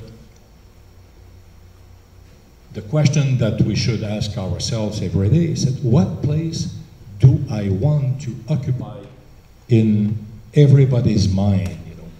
When they think of you, what do they think that you are? Is there something that they can remember and that they will remember for a longer time than just this moment? So people can brand themselves. And you have, I don't know whether you know P.K. Subban, but he was a player with the Canadians. He was exchanged, last year, and too bad we lost him. But he's branded himself very clearly. And he does it systematically everywhere where he goes. Even what he wears, what he says is part of his brand. And there are other people in the world who brand themselves.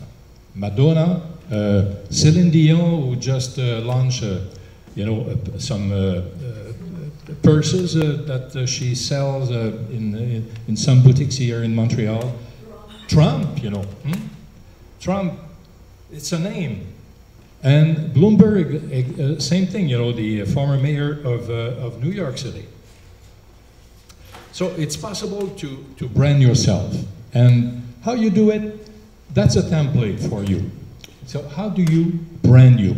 And actually the expression brand you comes from Tom Peters, who wrote a book exactly saying that, you know, brand you in, actually it was, I think, in the early 2000, not even before that. He was seeing the wave coming, you know, where people would have to develop their own branding.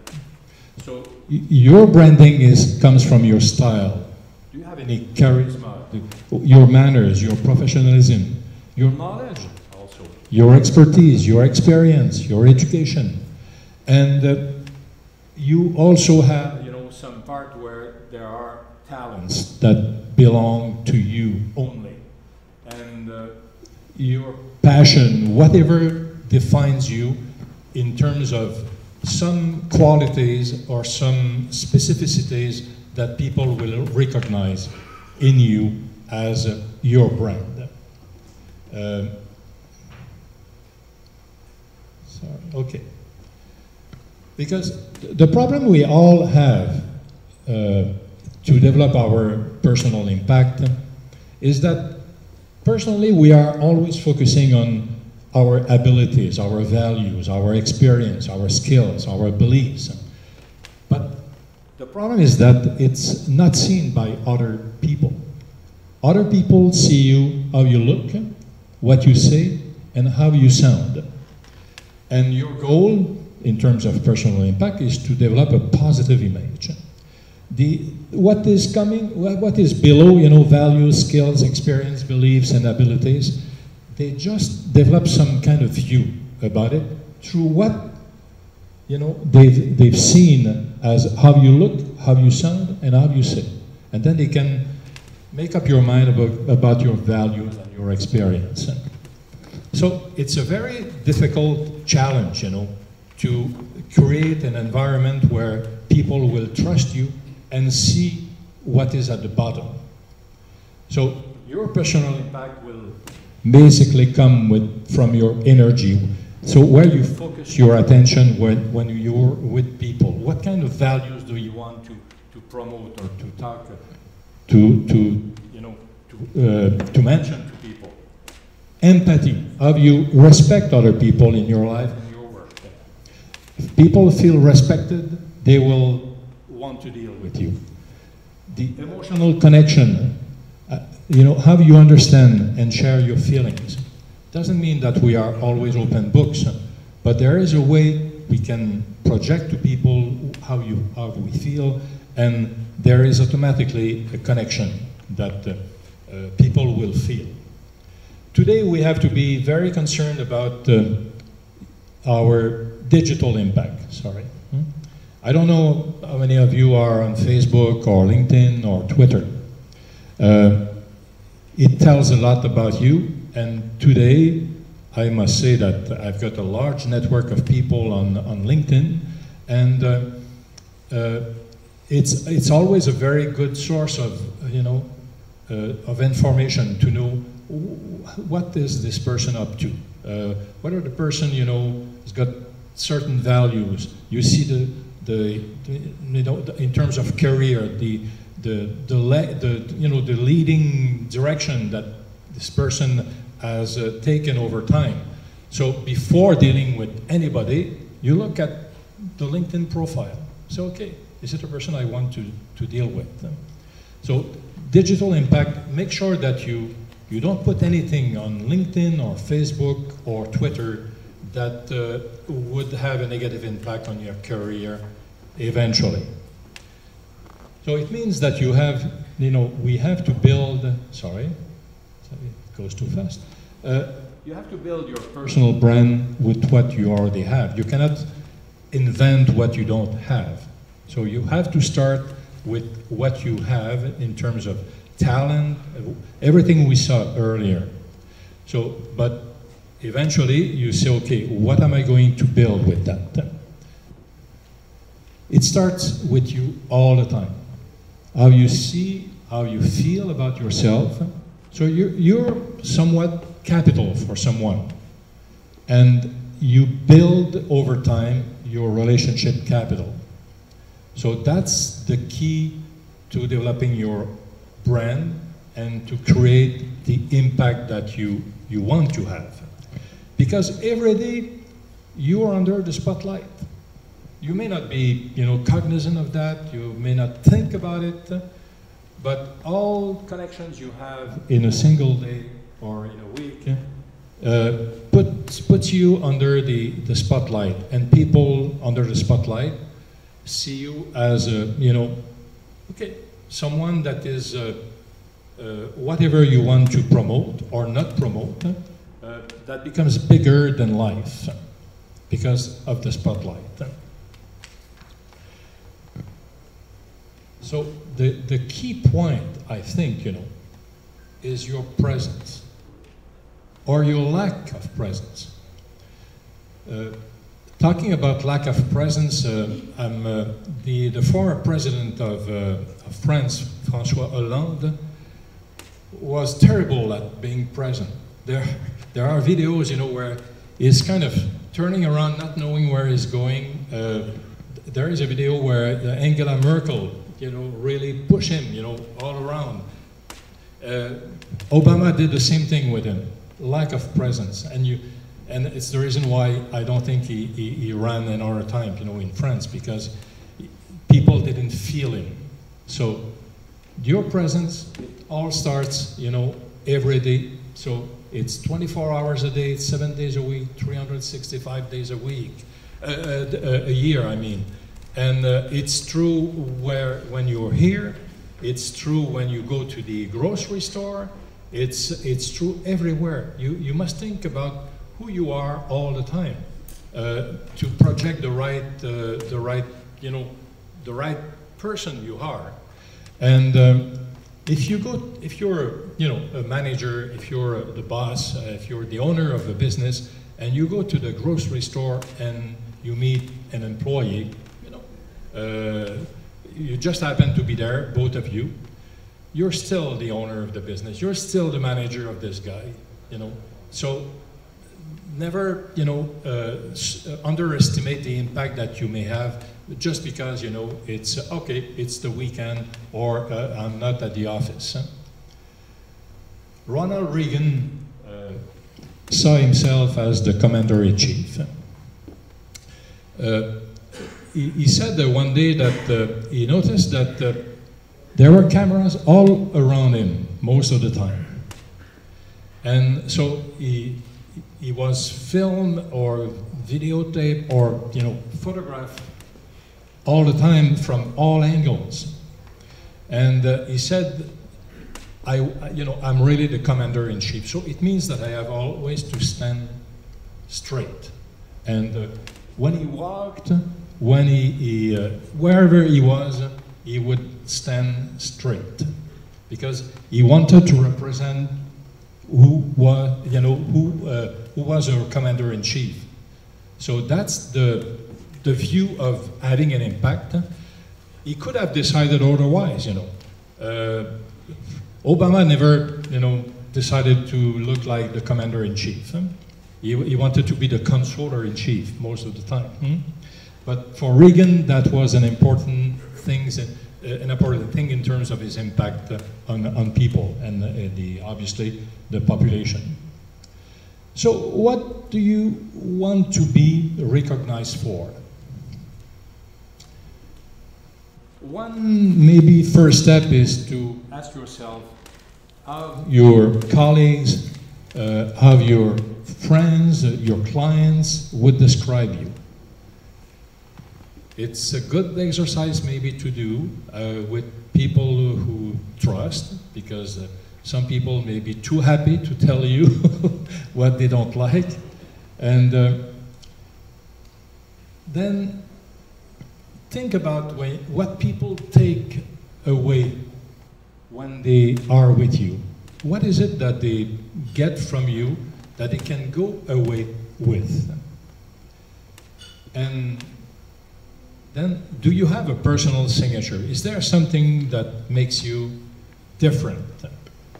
And that would be, you know, the impact that you will have with this signature over time.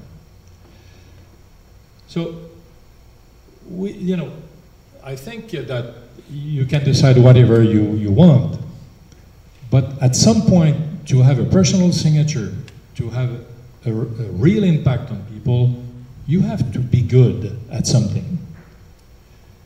So, and I mean really, really good. Whatever it is, whether you're a business person, a lawyer, an engineer, you have to be really good at what you do. And so, if you're good at what you do, you will feel well, you know, and self-confident. And then, you know, you will dedicate yourself to something memorable, something that people will remember about you.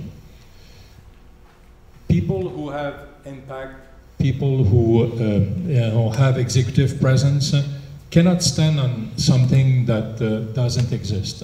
As I said, you have to start from yourself and then build your expertise, build what people will recognize in you as something that you know well and you're good at it. It's a bit like, you know, actors or comedians. Tom Hanks here in Forrest Gump, and Tom Hanks has been very good at playing all kinds of characters. So it means that if you want to have more presence, it can be developed. Actors work really hard at always being 100% present to their character. So Forrest Gump, you know, it's no longer Tom Hanks, it's Forrest Gump. So it means that you can build from what I said, you know, earlier, what you are, to be really present at what you want to represent. So leaders, business people, and professionals must have the same focus in their interactions with other people to be what they've decided to be. Sometimes, you know, I get the question, what about humility? You know, shouldn't we be humble? And Mr. Collins wrote a book, Good to Great, and he talked about, you know, leadership 5, where you should get at the top. And one of the, you know, characteristics of those leaders is that they are humble. I think it's humble when it's easier to be humble when you've succeeded. I said, maybe you should be modest. And this is what he says, you know, humility is not thinking less of yourself. No, think well about yourself, but think of yourself less. Think about other people, you know. How do you interact with people? It's not promoting you, it's making sure that you have the right relationship with people you're with. Now, it's not always easy to do all these things. And obviously, research helps a lot, you know, to understand what happens. If, for instance, we talked about gravitas. Let's say you lack, you know, assurance or self-confidence. There are ways to improve that. And Amy Cuddy of Harvard wrote a great book that's called Presence. And she said, you know, that during their experiment, they asked people to take what we call a high power position. So, put you know, that her favorite position is, you know, her arm on her side, you know. And then suddenly you feel more powerful. So if you have a presentation to make, if you have to meet with the client you think it's going to be difficult, take a high power position, and your body will automatically react positively to it. It will create the right ingredients in your brain to feel more confident for that meeting. And try it, because the low power positions, you know, they tried it to measure the difference, you know. Yeah, when you're like that, you don't feel like you're in power. But high power positions, it's a way for you to create in your body a little bit more assurance. And what do powerful people do? So you see there are, 5 people, feet on the desk, and there were several tweets about it because they said is really irrespectful of the furniture because it's like a 200-year desk, And so I think he didn't react to it, but look at the other president before him, George Bush, same thing. So they feel powerful. So that's the reason why Amy Cuddy said, yeah, just make the exercise, to feel powerful. I don't know whether you've ever heard about the butterfly effect, that a butterfly somewhere in South America will create a tornado in Florida or wherever. The fact is that every gesture you make will create your reality. You have the choice to create your reality, and I don't expect you to create tornadoes, but never think that a small gesture will have no impact whenever. And I was discussing earlier with the gentleman of Paramount, and they were talking about a client they had like 8 years ago, and he came back last year or where it doesn't matter, and the client remembered how they dealt with him 8 years ago, and they could repeat the business. So yeah, and I suppose that you experience that all the time. So I mean, the butterfly effect is that a small gesture today with a client may pay off a lot down the road because people remember, and you've created something that you cannot predict, you cannot say it's going to happen, but it may happen, and then it's going to be the result of what you did some time ago. So ultimately, your goal in terms of impact should be that the impression you have planned to project about yourself is equal to the impression that others have of you. It means that you have to think about it. And the way to do it really is to know yourself somewhat better than maybe you think you know yourself. So learn how to know yourself.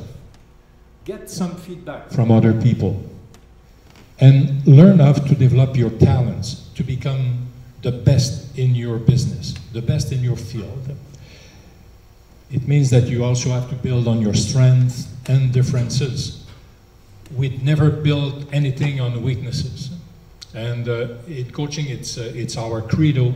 We don't work on weaknesses. We work on strengths that people have so they can develop their new skills or they can improve the skills that they don't already know they have.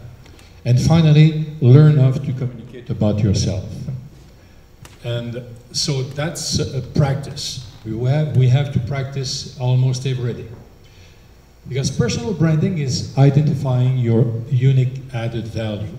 If you don't have anything unique, you will be like anybody else. But if you have a unique value, a unique impact, people will want to deal with you. So, impact equals influence. If you have impact, you will be able to influence people. And don't let your influence decided by chance, as I said earlier. So if you decide what impact you want to have, and it means that you will have to work on it too. So it doesn't happen like just because you want it. So I'll leave you with maybe an exercise that you should start doing on a regular basis, some kind of work plan where you say, okay, what should I start doing now to get to my goal of having a better impact. What should I continue to do? You know, doesn't mean that what you do right now is all bad. It means that there are maybe very good things that you're doing right now, and keep doing them, and stop doing certain things that you do repetitively just because, you know, it's another day, I repeat myself, and so on. So then this is where you will find the things that you have to stop doing. So that's about what I wanted to tell you today. Obviously, if you read French, you can get the book Impact. It will maybe help you understand exactly what presence is and executive presence and the voice and so on. We talked about several topics like that. So I don't know whether you have any questions or commentaries or about what I said. Maybe it's completely useless, huh, what I told you. Because, as I said to Mike, I don't know whether it's going to be useful to your group. Huh? Yeah. Hmm? Yeah. Okay.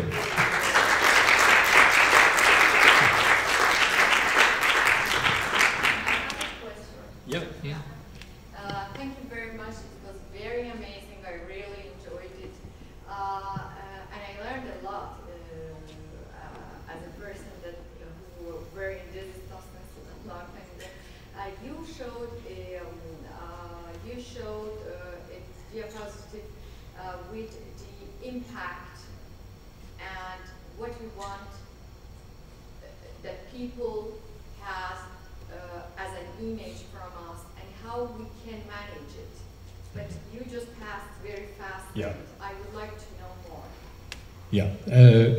I didn't want to give all, you know, my tricks in coaching, you know. But, yesterday, I had a gentleman who is a manager in a financial institution, very competent guy, and but he's got a smiley voice. I don't know whether you know what I mean.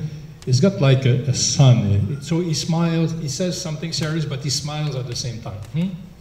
And his boss told him, you know, he doesn't get through. You know. So I started working with him, and it's very tough, you know, because it comes naturally to him. And so we said, okay, let's start with 2 or 3 occasions where you have to make a presentation to, and with your employees doesn't matter, you know, they know you, and but let's say you have to make a presentation with your colleagues for, let's say, the vice president of the organization, but think about it, you know. So you talk about the serious matter, don't smile, you know. You listen to one of your colleagues where in the past you would have smiled, refrain yourself from smiling. I know it's going to be very difficult for him to do that, but if he wants to be taken seriously, when he speaks, especially if it's a serious matter, he cannot have a smile in his voice. You know, years ago we would tell the receptionists, you know, have a smile in your voice. You know, when you you answer the phone, we have to feel your smile, but it doesn't work at that level. So, do I answer your question? In fact, I'm wondering what's the relation between to be authentic and to pay attention to these stuff, because I think that I'm an attentive person, but I try to be constant, but probably I smile too much, and I don't know. If I start to think not to smile, it will be so complicated for me. Yeah, it will actually. It means when I said, you know, you have to work on it, that's the truth, you know. Authenticity is a great thing, but I always say authenticity is not always a good thing. Being too authentic sometimes may not help you. You may be, because I said we play roles in life. You play, when you talk to your neighbor, you play the role of a neighbor. And when you talk to your mother, you're still the girl, you know, of your mother. But when you're dealing with a colleague, you're acting as a colleague. So in all cases, are you authentic or not? No, you're adjusting to the situation. So it means that there is, you know, your style, your approach, and there is the situation. So if yourself is not adapted to the situation, it may not work, you know. So just look at, you know, whether it's going to work with the situation that you're going to get into. And being authentic, I say, it's not really about you. It's about whether you're adapting enough to have a good interaction with other people. Because if you're the president of a company and you walk around, you meet with employees, what do you think employees expect to see? They expect to see a president. They don't expect to see a chum, you know, or a guy, you know, who is coming from the workshop, you know. They are expecting to see a president. And recently, I had someone in coaching who talked to me about his president who gave a speech somewhere, and he wanted to be, you know, like a friendly, folksy guy, you know, and he used a couple of you know, words in his speech where you know, it was in his view were not appropriate for a president. He said, "I was not proud of my president when he swore, you know, during his speech." Yes. Anyway, does it answer? Yes. Yeah. Okay. In your presentation, you mentioned the gravity. You mentioned Rex Tillerson as a person who actually has a gravity, and then you mentioned that his boss really may not have it. But Trump made a big brand of himself, and he won votes. Like, he made his brand popular. What does he have that it makes it? Because gravity, you said it's 70%. Basically, he doesn't make that much gravity, and he doesn't make that much communication. Basically, simple statements and these things. What does he have that actually makes him popular and his brand makes him? I think nobody's got the answer to that question. Huh? Why is he president of the United States? You know, that's something that you know, we'll see books, you know, hundreds of books written about, you know, in the coming years, because it's a phenomenon, and he obviously he's got some charisma. It's sure, you know, but he doesn't have gravitas, and he communicates, you know. It's not sure, you know, there was a report in the New York Times a couple of weeks ago that was, you know, using the verbatim, you know, of what he said. And it's hard to follow what he's saying, you know. Syntax is bad, you know, and the flow of thinking is flawed. I think he represents some ideas, you know, that people, you know, of some, you know, sectors of society agree with, you know. And obviously he's very good at manipulating the truth, manipulating people, and this is what we don't want to see in our executives, you know. We say, okay, you do all that, but you never manipulate people. So you can be very good at having a good impact, but it's never with the goal, I go back to authenticity, to manipulate people. Look at your values, what you want to promote in your organization, but never think in terms of manipulating people. And political skills, it's one of the reasons why people you know, see it as negative, but it's political skills in organizations and in society are useful to influence people, to bring people to, you know, work with you and to you know, achieve things that are important in society or in businesses. But it's never to lead them because they don't want to, you know, obviously, you know, you can be a dictator and it's going to work. but I don't think this is what we want to see in our society. Yes? I want to comment on that question first, because my question was also related to that one. So, Brand, you, comparing the pictures you showed, remembered me a narcissistic personality disorder that we have in psychiatry. So many of those brands have some aspects of that trend. So Trump brand is also one kind of that. But I think the key for his success was he was persistent, and he was learning from failures, and he was always persistent. If you knock him out, he wakes up and he fights you again. So that is the key for his success. But he has the narcissistic brand. So if you look at Facebook or let's say Microsoft or Steve Jobs, let's say creative actions, they don't brand it under the name. They brand it under the name of the company.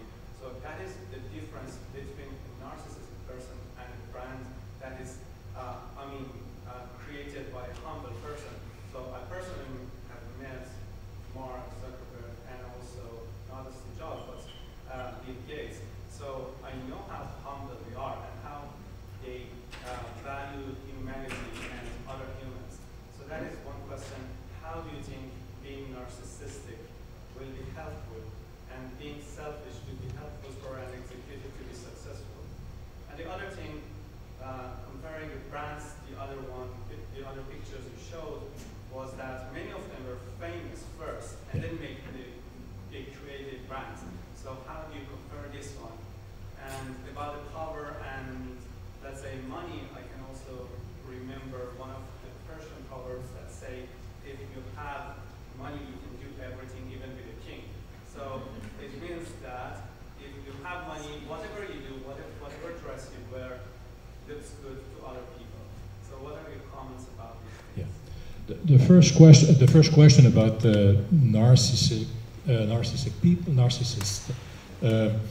is interesting, because I think to succeed as an executive, even as a manager, you need some narcissistic traits. You have to think of yourself, well, and I think that when you get promoted, you don't know exactly what the job is going to be, but you always accept the job because you say, okay, I'm going to be able to do it. So it means that you're maybe a bit overconfident, and in this regard, narcissistic people, will, with some traits, I don't mean real narcissistic people like Trump, but you always need to have this view of yourself that may be a bit larger than what you are in reality, because eventually you will develop those skills if you feel confident enough. In this case, obviously it's a deviant person, and it's the reason why we never accept in coaching, Trump would not be coachable, for instance, because it's psychologically he is a troubled man, as we would see it in coaching. So in coaching, we would take some people who are confident enough that they feel that they can get over some maybe views of themselves that are not all positive, but eventually they'll be able to do that, to accept the promotion and to do the job. So I don't know whether I answer your question, but it's a very complicated issue in terms of who is too much narcissistic or not enough. And I'd rather work with someone who's got some traits that may, give you the impression that the person thinks too much of himself or herself than someone who is subdued and don't think. And frankly, I'll speak here openly.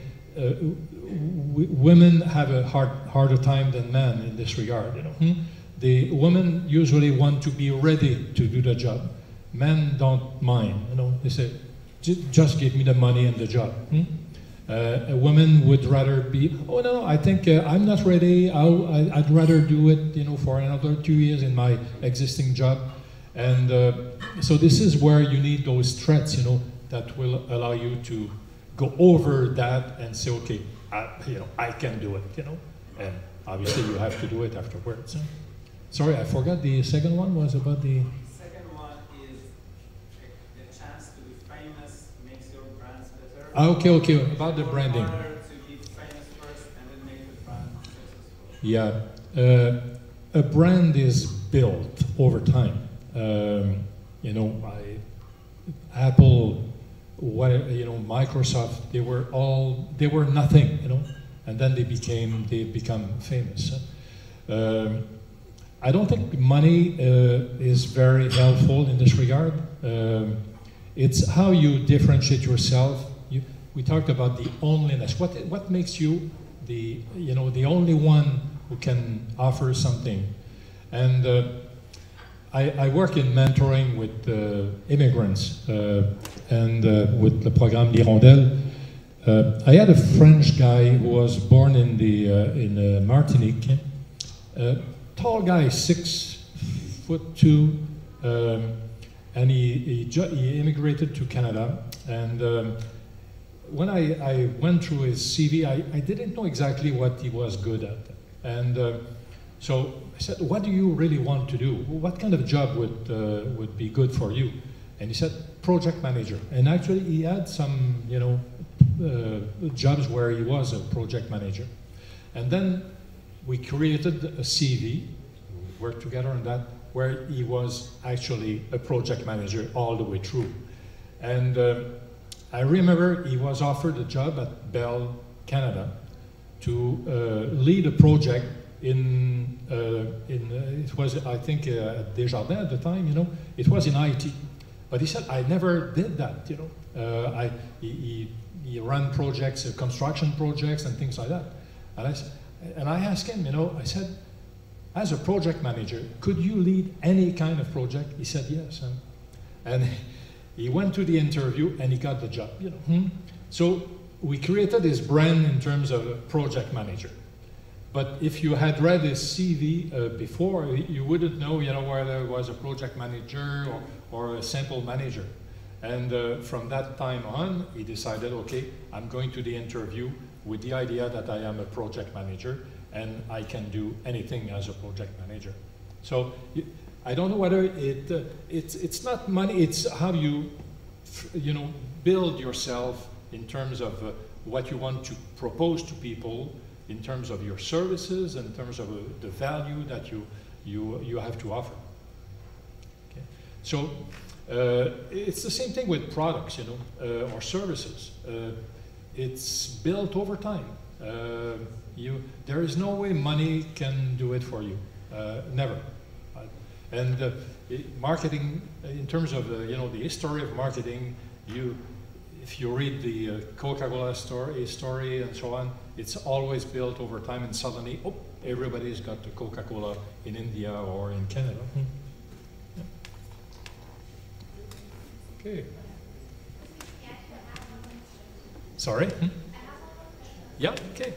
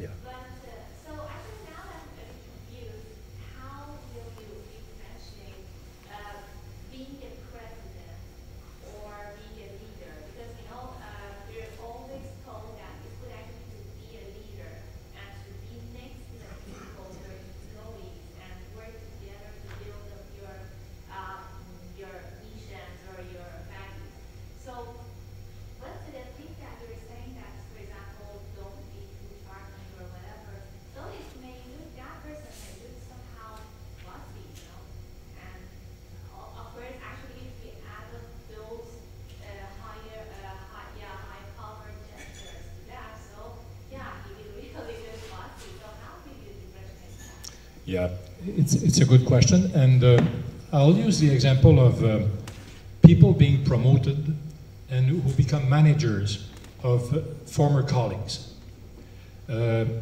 because then you're the boss, huh? And you used to go golfing or whatever with some of them. So some of them may have been friends over, you know, the years too. And it gets very complex, you know, to deal with this kind of issue, because you can no longer, in the view, just to make sure that other employees or colleagues don't see you as the boss going, you know, out with the other colleagues. So they would say, okay, it's not, maybe it's not fair, or maybe, you know, maybe it is fair, but in their mind, they may be not, you know, thinking that. So when we coach people in this regard, we say, okay, no, I think it may kill a friendship. It may happen like that, but you have to take a social distance to make sure that you protect yourself, you know, from being too emotional about decisions that you may have to make, and to make sure that people see you as fair. Fairness is very important in the workplaces. We have the same problem with lawyers who become managing director of their firm. Other lawyers see the managing director as a lawyer, still, but he will eventually have to make decisions about the remuneration, compensation, and so on. So he can no longer be the colleague, you know. So the president, when he walks around, you know, and meet with employees, he can be very friendly, you know, say, hello, how are you doing? But you have to keep this kind of mind about the distance that people, not necessarily you as president, but people see. You're the boss, you know. And whatever you do to be friendly, they still see you as the boss. They know that you can, you know, fire them. You know, you'll make decisions about their remuneration. So in this regard, it's better to keep this kind of distance. But again, you know, it has to be friendly. You walk around, you know, say, how are you doing? And actually, there is an exercise that I ask people to do when they have problems, you know, in this regard. I said, okay, what we call the daily 5 minute. It's an exercise, so you list all your employees on a sheet. Let's say you have 20 employees, and you spend 5 minutes per day with each of them. But not all of them, it's one employee a day. And so after 20 days, you've talked to everybody. You haven't forgotten one in the corner because you don't feel especially good about that person. And eventually you create a relationship with people that's absolutely astonishing, because people at the beginning will maybe ask you, oh, no, what is he up to? You know, what does he want to know? And suddenly when you see the boss doesn't talk about business, absolutely, he talks about you, what you're doing, they start talking about themselves, you know. And then you can ask questions, what do you think about, you know, the way we run the business here? And people come up with ideas. So it's done in a friendly manner, but it's still the relationship where you have two people who have a difference, you know, in terms of their responsibilities. We talked a lot today about collaborative leadership. So it's no longer the boss telling people what to do. It's the boss going with people, talking not to people, but with people to know how to run the business. So it's new, basically, in organizations. But again, there is this, you know, disconnect that people think that should exist or that may exist, but that is not necessary. It's just a relationship that you build, but a relationship with your employee is different from a relationship of, you know, with a client or with a friend. So every time there is a role that we play, and when I play the role of president, I must be the president for my people. They must be proud of me as you know, they will come to work every day and they will say, I like to work for this guy. They rarely say, I'd like to work for this company. They say, I like to work for this president. I trust him. He's, you know, he's a friendly person, but they respect him, you know, in the sense that, yeah, he's the boss, and I'll do my job. Does it answer your question? So, actually, so in that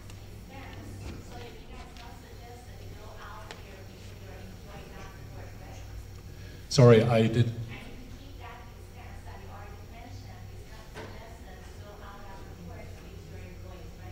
Yeah, yeah. Yeah, no, it's true. But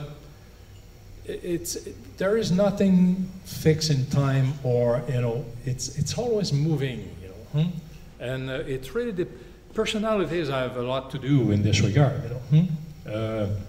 There are some people who are afraid of their employees, but eventually they realize that no, employees are not dangerous. We can talk to them. Okay, so I think we are running over time here. Thank you very much.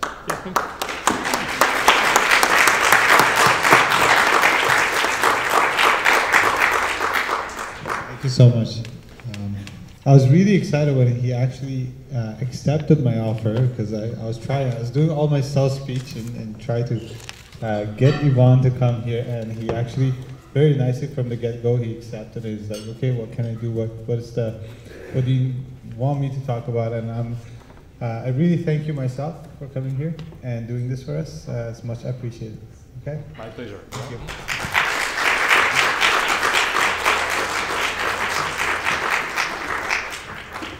So, we're almost ready for, we will have our wine and cheese very soon, in about half an hour. Meanwhile, we will ask all our sponsors to come here.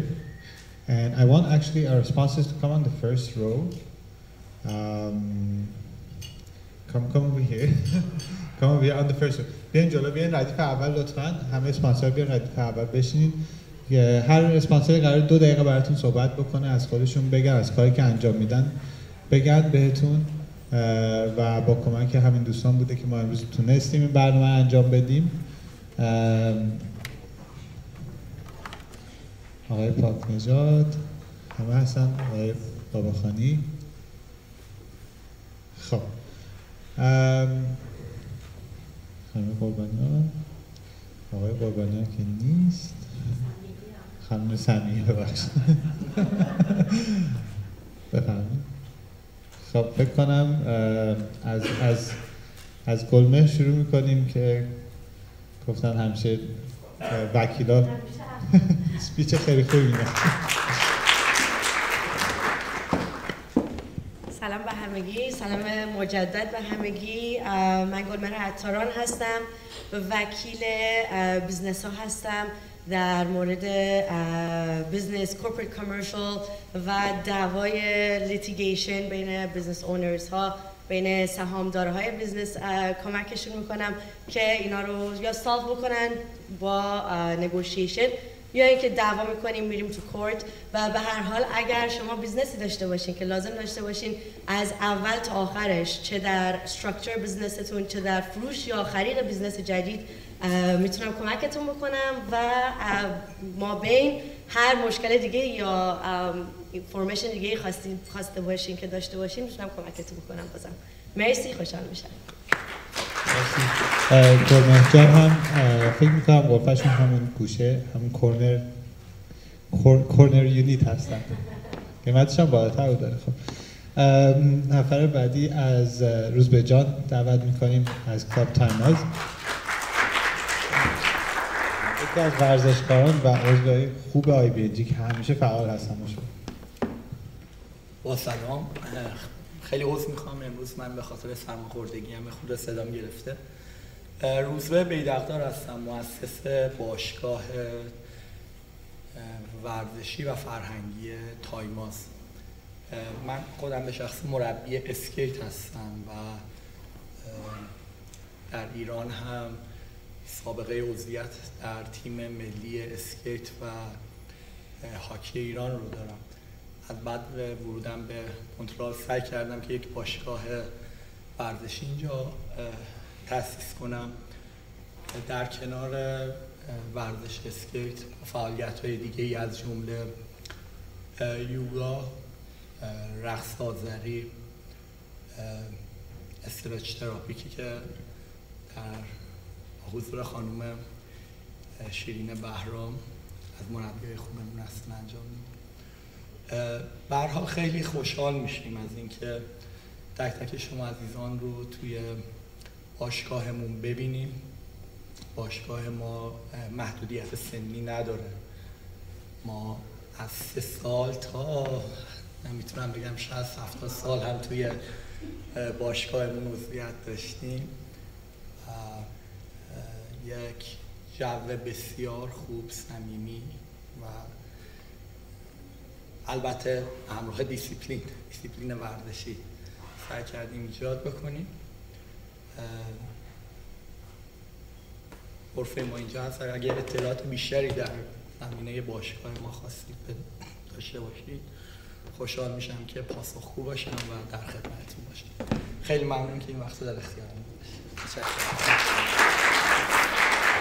دوستان معمولا خیلی پرانرژی هستن، سرماخورده بودن، ما به زور آوردیمشون که حتما با ما باشن و الا توی کلابشون من دیدم حدود این 5-6 تا از این صندلی‌ها رو میذارن و تمرینشون اینه که از روی اینا بپرن و خود روز به فکر میکنم حدود 10 تا با هم میپره. خب بعد اسپانسر بعدیمون از آقای رفعت پناه خواهش میکنم بیان. آقای بولا هم ظاهرا هنوز نیومدن. مهدی جان خیلی لطف کردن، همراه با ساتن هم باعث شدن که ما اینجا رو داشته باشیم. همین که گروه ساتن اسپانسر اصلیمون بود، $700 به ما کمک کرد. مرسی، براشون دست بزنیم. خیلی متشکرم دوستان، خیلی ممنون از اینکه تشریف آوردین. جلسه خیلی دوستانه‌ای بود. منتها متاسفانه آقای فولا که یکی از اسپانسرهای برنامه ما هستن و به اصطلاح فرانچایز ساتن کبک دست ایشون هست، ایشون قرار بوده که امروز بیان، متاسفانه یک امرجنسی پیدا کردن که نتونستن بیان. به هر حال از من خواستن که از شما پوزش بخوام به خاطر عدم حضور ایشون و مجددا تشکر بکنن از اینکه شما امروز تشریف آوردین به این ایونت امروز. به هر حال من رفعت پناه هستم، ریال استیت بروکر، در اصطلاح خودمون مشاور املاک، معاملات ملکی ام. من مشاورتون هستم در امر خرید، فروش و اجاره و همینطور اگر مشکلاتی در مورد خانه دارین، حتما لازم نیست که بخواین خونه‌ای بخرین یا بفروشین که بخواین با من تماس بگیرین.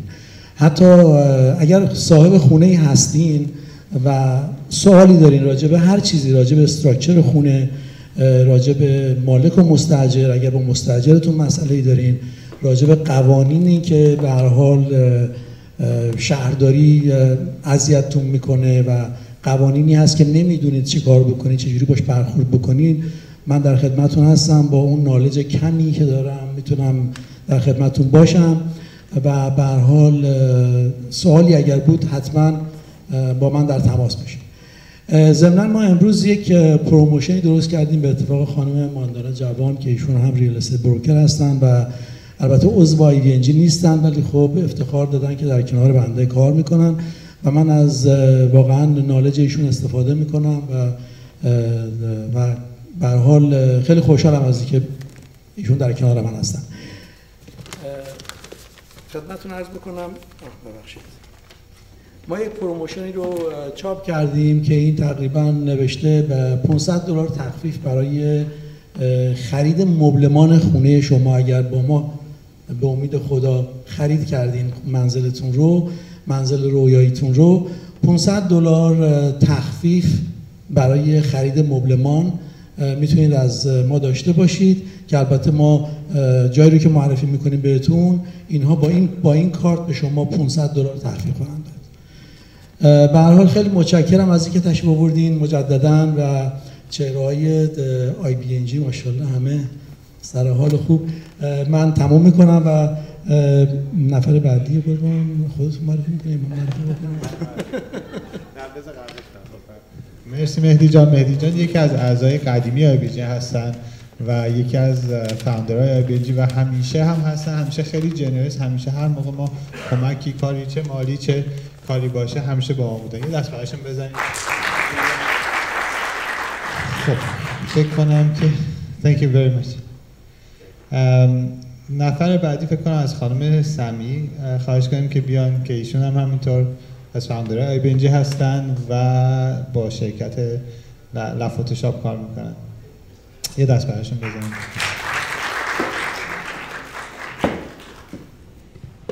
سلام خدمت شما عزیزان، من فهیمه سمیعی هستم، یکی از اعضای هیئت مدیره Ibng ایرانیان بیزنس نتورک گروه.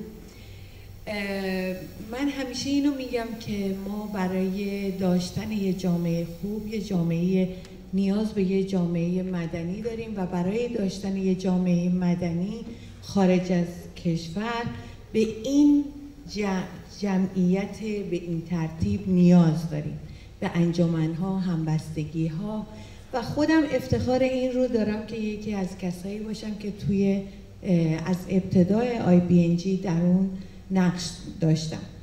من کارم اول یه مادر هستم و سعی کردم اینجا فامیلم رو حفظ کنم.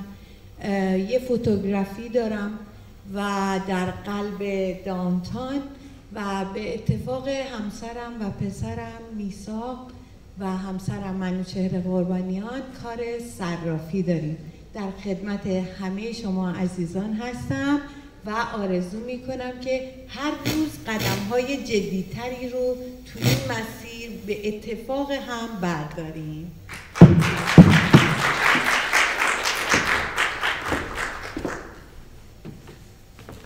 خیلی ممنون. از اسپانسر بعدی آقای باباخانی.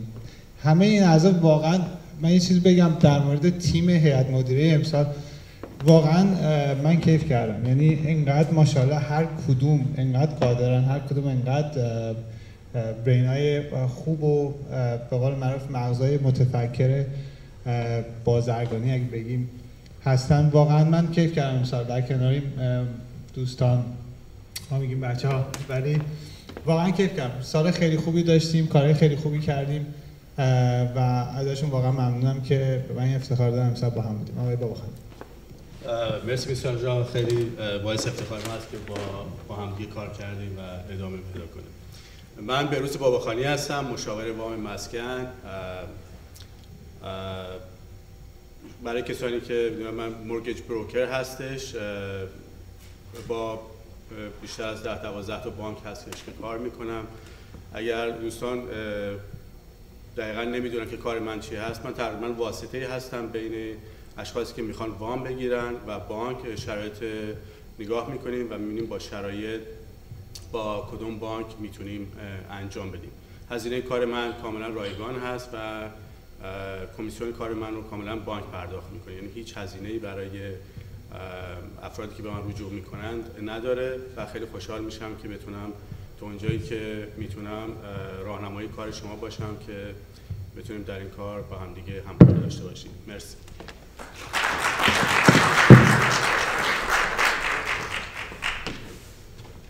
خب اسپانسر بعدیمون از نیما جان خواهش میکنیم که بازم again one of the main Ibng members که همیشه با ما بودن، تمام کارهای ادورتایزینگ مارکتینگ ما رو میکنن. پوستر همینجوری ما بهشون نمیگیم، برای ما 10 تا پوستر میارن و همیشه جنرسلی پشت Ibng بودن. سلام، عصرتون بخیر. من نیما مختارزاده هستم. استارتاپ کرومارک رو با همکاری و همتی که شما دوستان ما رو ساپورت کردین راه اندازی کردیم.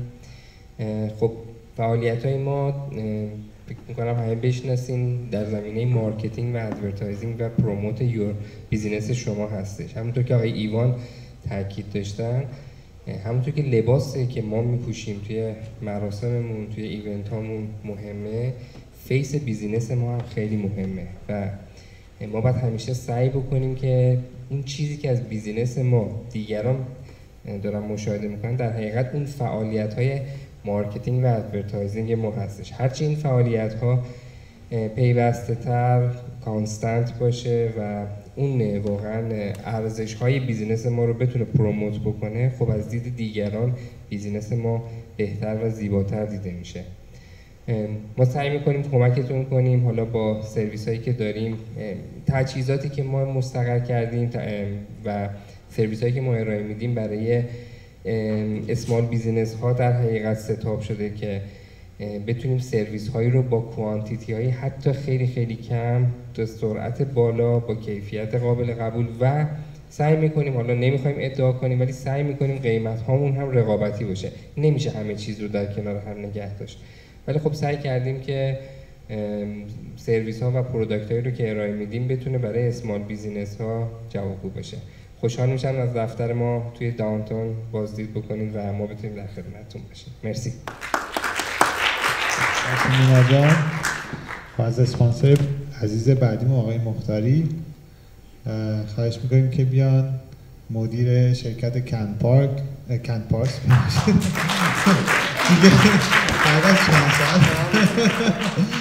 پارس و همیشه اگر پشت ما بودن گفتم این هیئت مدیره و این دوستان آرژنتینی واقعا همه عالی هستن. تمام ویدیوهایی که دیدید بر ما پخش شد توی کانال مختلف، چندین هزار ویور داشت. همه کار ایشون و شرکتشون هست که یکی از اسپانسرهای خوب و دوستای خوب ما هست. خیلی لطف دارید میثاق جان. عرض سلام خدمت دوستان عزیز. علی مختاری هستم. ما دو تا عملاً با دو شرکت اینجا خدمت شما هستیم. یکی شرکت خدمات مهاجرت کن پارس هست که احتمالاً معرف حضورتون هست و دیگری پرنیان میدیا، یک گروه رسانه‌ای پرنیان.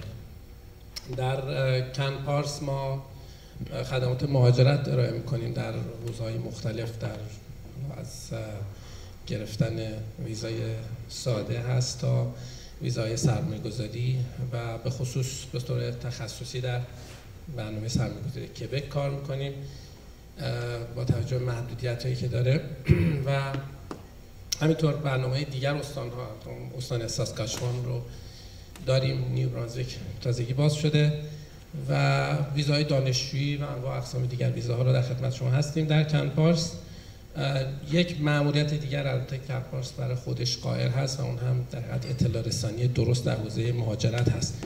ما سایتی داریم به اسم parscanada.com که فکر می‌کنم بیش از 5000 مقاله در زمینه‌های مختلف مرتبط با مهاجرت و زندگی در کانادا و کار در کانادا درش هست و در اون زمینه بسیار فعال بودیم. در پرنیان میدیا خب همون که میدونید احتمالاً اونهایی که با ما آشنا هستن، ما از 2011 با نشریه چاپی پرنیان شروع کردیم تا سال 2015 که 2015 این ماهنامه تبدیل شد به ماهنامه الکترونیک و از پارسال هم در حقیقت اون میتونم بگم از پارسال یعنی از اواخر 2016 عملاً دیگه تمرکز کردیم روی کار ویدیویی. الان پرنیان.tv به صورت لایو همیشه برقرار هست. در کانال 195 GLVS هم قابل دیدن هست. همینطور در فیسبوک هم صفحات حالا پربیننده‌ای داریم از جمله ایرانیان کانادا با 110,000 عضو و خوشحالیم که در خدمت دوستان هستیم و امیدوارم که همه اعضای IBNG موفق باشن و از حضور تک تک شما هم تشکر میکنم. مرسی. آقای مختاری اینقدر قشنگ صحبت میکنن آدم دوست داره واسه که من گوش بده بیشتر.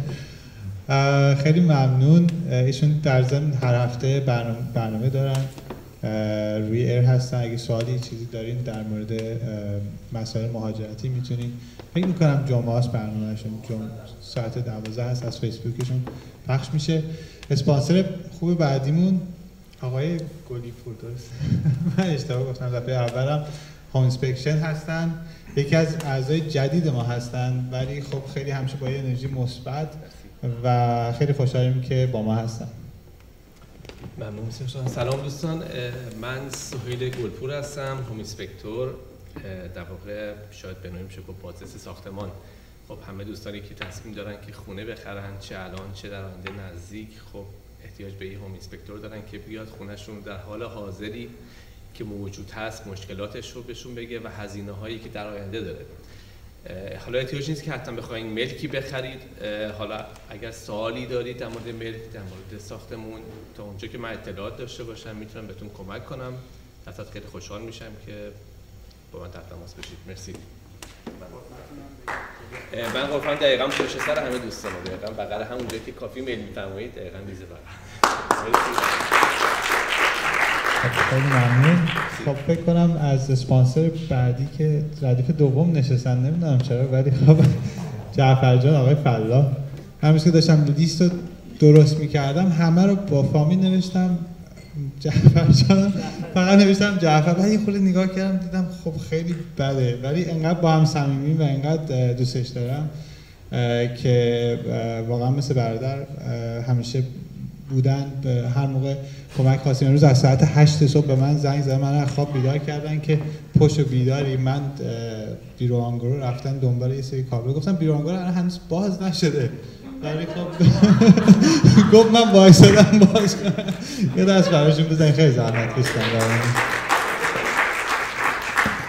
ممنون میشا جان، ممنون که تشریف آوردید. من جعفر فلاح هستم، در واقع از شرکت پیرامون جنرال کانترکتر.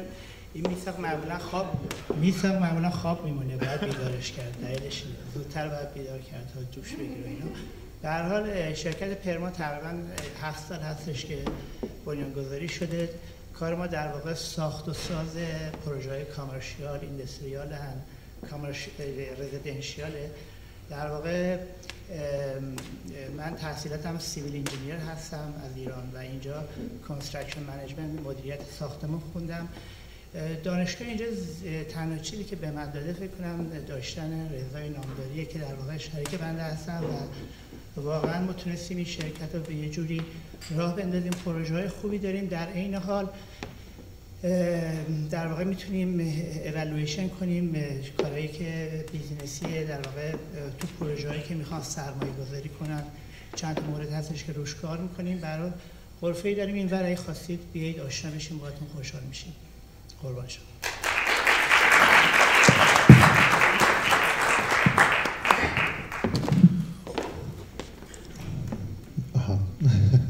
اول قبل از اینکه به شما برسیم میخوام دعوت کنم از شرکت خودمون وینکو یا صرافی 5 ستاره پدرم تشریف بیارن صحبت کنن و ما هم بعد در قرعه کشی هستش که ساعت 6 اینطور هست، یه سری جوایز هست.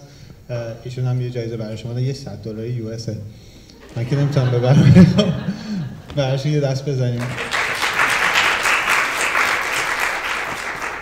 خیلی ممنون، متشکرم از حضور همتون. واقعا خوشحالم که همه رو میبینم و متشکرم از هیئت مدیره که این برنامه رو تنظیم کردن. بسیار خوب بود. همونطور که اطلاع دارید در حدود 20 اندی سال هست که کار من صرافی هست اینجا و پسرم کار اکسچنج داخلی کانادا رو در واقع انجام میده و خود من حوالجات خارج از کانادا و به طور کلی در سطح دنیا کار میکنم و امر داشته باشید در خدمتون هستم. و ما هم یه میزی اینجا داریم، اگر راهنمایی چیزی لازم باشه در خدمتون هستم. خیلی خیلی خوشحالم که امروز در خدمتتون. مرسی، خیلی ممنون. ولی پدرم فکر می‌کنم خیلی دوست ندارن صحبت کنن در پابلیک، برای همین صحبت نشه. ولی من خیلی چیزا ازشون یاد گرفتم. یکی از فاوندرهای آی بی ان هم هستن، خیلی مرد پرکار و واقعا همیشه می‌بینیم فعال هستن و هر موقع سوالی چیزی داشته باشین زنگ بزنین جواب میدن. خب از اسپانسر آخرمون خانم شیرین بهرام دعوت می‌کنن از شرکت کینوفراپ هستن که یکی از اعضای جدید آی بی ان هستن و خیلی هم فعال. همین اولی که شروع کردیم ما کردیمشون پرزیدنت ما و خیلی خیلی خوب با ما همکاری میکنن. خیلی ممنون. با سلام، من شیرین بهرام هستم. یکی از اتفاقای خوبی که توی کانادا برای من پیش اومده آشنایی با آی بی ان جی هست، به خاطر اینکه با افراد موفق مونترال آشنا شدم و تونستم خیلی ایده بگیرم. شرکت کینوتراپ رو سال 2015 تأسیس کردم. ایده تأسیس این شرکت این بود که میخواستم یک کانسپت جدید رو ما دیولپ کنیم. همیشه وقتی که حرف از حرکت درمانی یا ورزش درمانی میمد، همه فکر میکنن رفتن به جیم یا مثلا ورزش‌های روتین انجام دادن معنی این هست. ولی بعد از تحصیلاتم در رشته کینزیولوژی یا حرکت درمانی، با تأسیس این شرکت تصمیم داشتم که ایده جدیدی برای حرکت درمانی نوین به وجود بیارم و پس از آشنایی با گروه Ibng ما کلاس‌ها رو پروموت کردیم. یه سری کلاسایی داشتم توی کلاب اسکیت تایماس به نام استرچ تراپی یا کشش درمانی. همچنین سرویس‌های ارگونومی هم شرکت ما ارائه میده به بیزینس‌ها که برای سلامت افرادی که مشغول به کار توی آفیس‌ها هستن، برای تصحیح محیط کار این سرویس‌ها ارائه میشه. همچنین کلاس‌های گروهی حرکت درمانی و سلامت، یک غرفه‌ای هم اون طرف پهلوی کلاب اسکیت تایماس هست که اگر دوست داشتی برای توضیحات بیشتر در خدمتتون هستم. متشکرم، روز خوبی داشته باشید. خیلی ممنون. خیلی خوشحالیم. ما عضوهای جدید امسال خیلی عضوهای جدیدی داشتیم.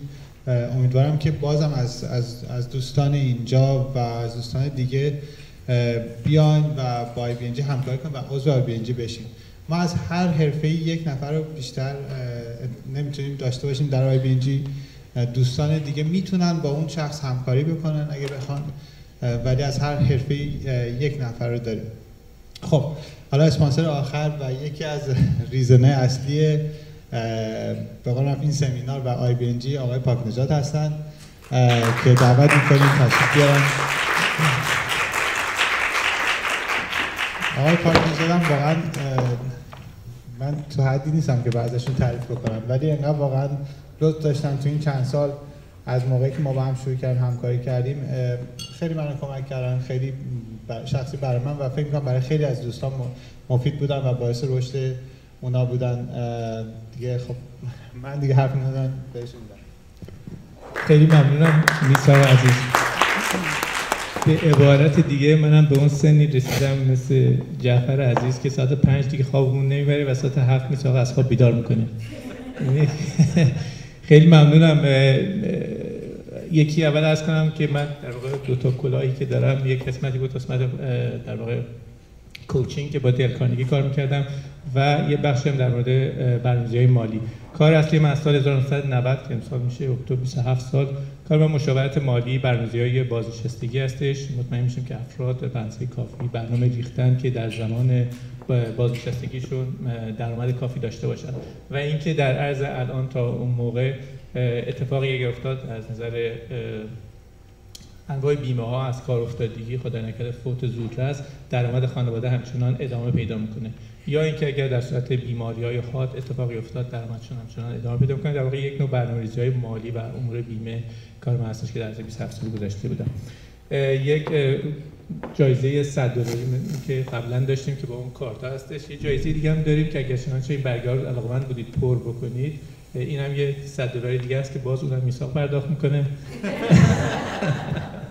و من هم به نوبه خودم می‌خواستم از گروه دوستانی که در این یک سال با هم بودیم واقعا تک تک تشکر کنم. هر کدومشون به نوع خودشون یک جوری کمک کردن که هیچ کس دیگه نمیتونست بکنه و خودتون میدونید که برنامه‌ریزی کردن یه چنین جلسه سال‌ها طول می‌کشه و اون ستون اصلی که بر دورش همه اینا میچرخن و اگر اونو برداری همه چی فرو میریزه واقعا خود میثاقه که واقعا در عرض 2 سال گذشته یه جوری 50% کارا رو میثاق کرده، 50% بقیه ماها با هم شریک شدیم. این که واقعا خواهش میکنم یک خیلی ممنونم و فکر میکنم واین چیزم داره میاد که مرسی. خیلی ممنون. البته این درست نبود، من 50% کاراش شاید به زور انجام بدم، ولی خب ما برنامه سمینارمون تقریبا تموم شده. ببخشید اگه کمی کسی چیزی بود. برنامه بعد از این میریم سراغ واین چیز که دارن آماده میکنم براتون. فکر کنم تا 5 دقیقه 10 دقیقه دیگه آماده میشه همه چی. اون تیکت های زرد و اگه همه دارید که خب اینو باید بدین به آقایی که اونجا هست که شراب بگیرین. اگر ندارین برین ریسپشن یکی از اینا رو بگیرین حتما که رجیستر بشین. بعد با این قرعه کشی هم داریم حدود نیم ساعت 1 ساعت دیگه که بخوریم شراب خوردیم با هم آشنا شدیم و فکر میکنم فروت بار و وان چیز هم پنیر رو میذارن اینجا براتون فراهم خواهد شد. احیانا اگر کسی هست مثلا خیلی گرسنه‌تون بود، پایینم اگر از آسانسور که بریم پایین یه دپنور کوچیکی هست که پیتزا اینا هم دارن، ولی فکر میکنم که میز پنیر و میوه به اندازه کافی باشه. خیلی ممنون ازتون که از شماها که اومدین اینجا. ان شاءالله که شب خوبی داشته باشید. به افتخار خودتون یه دست بزنید.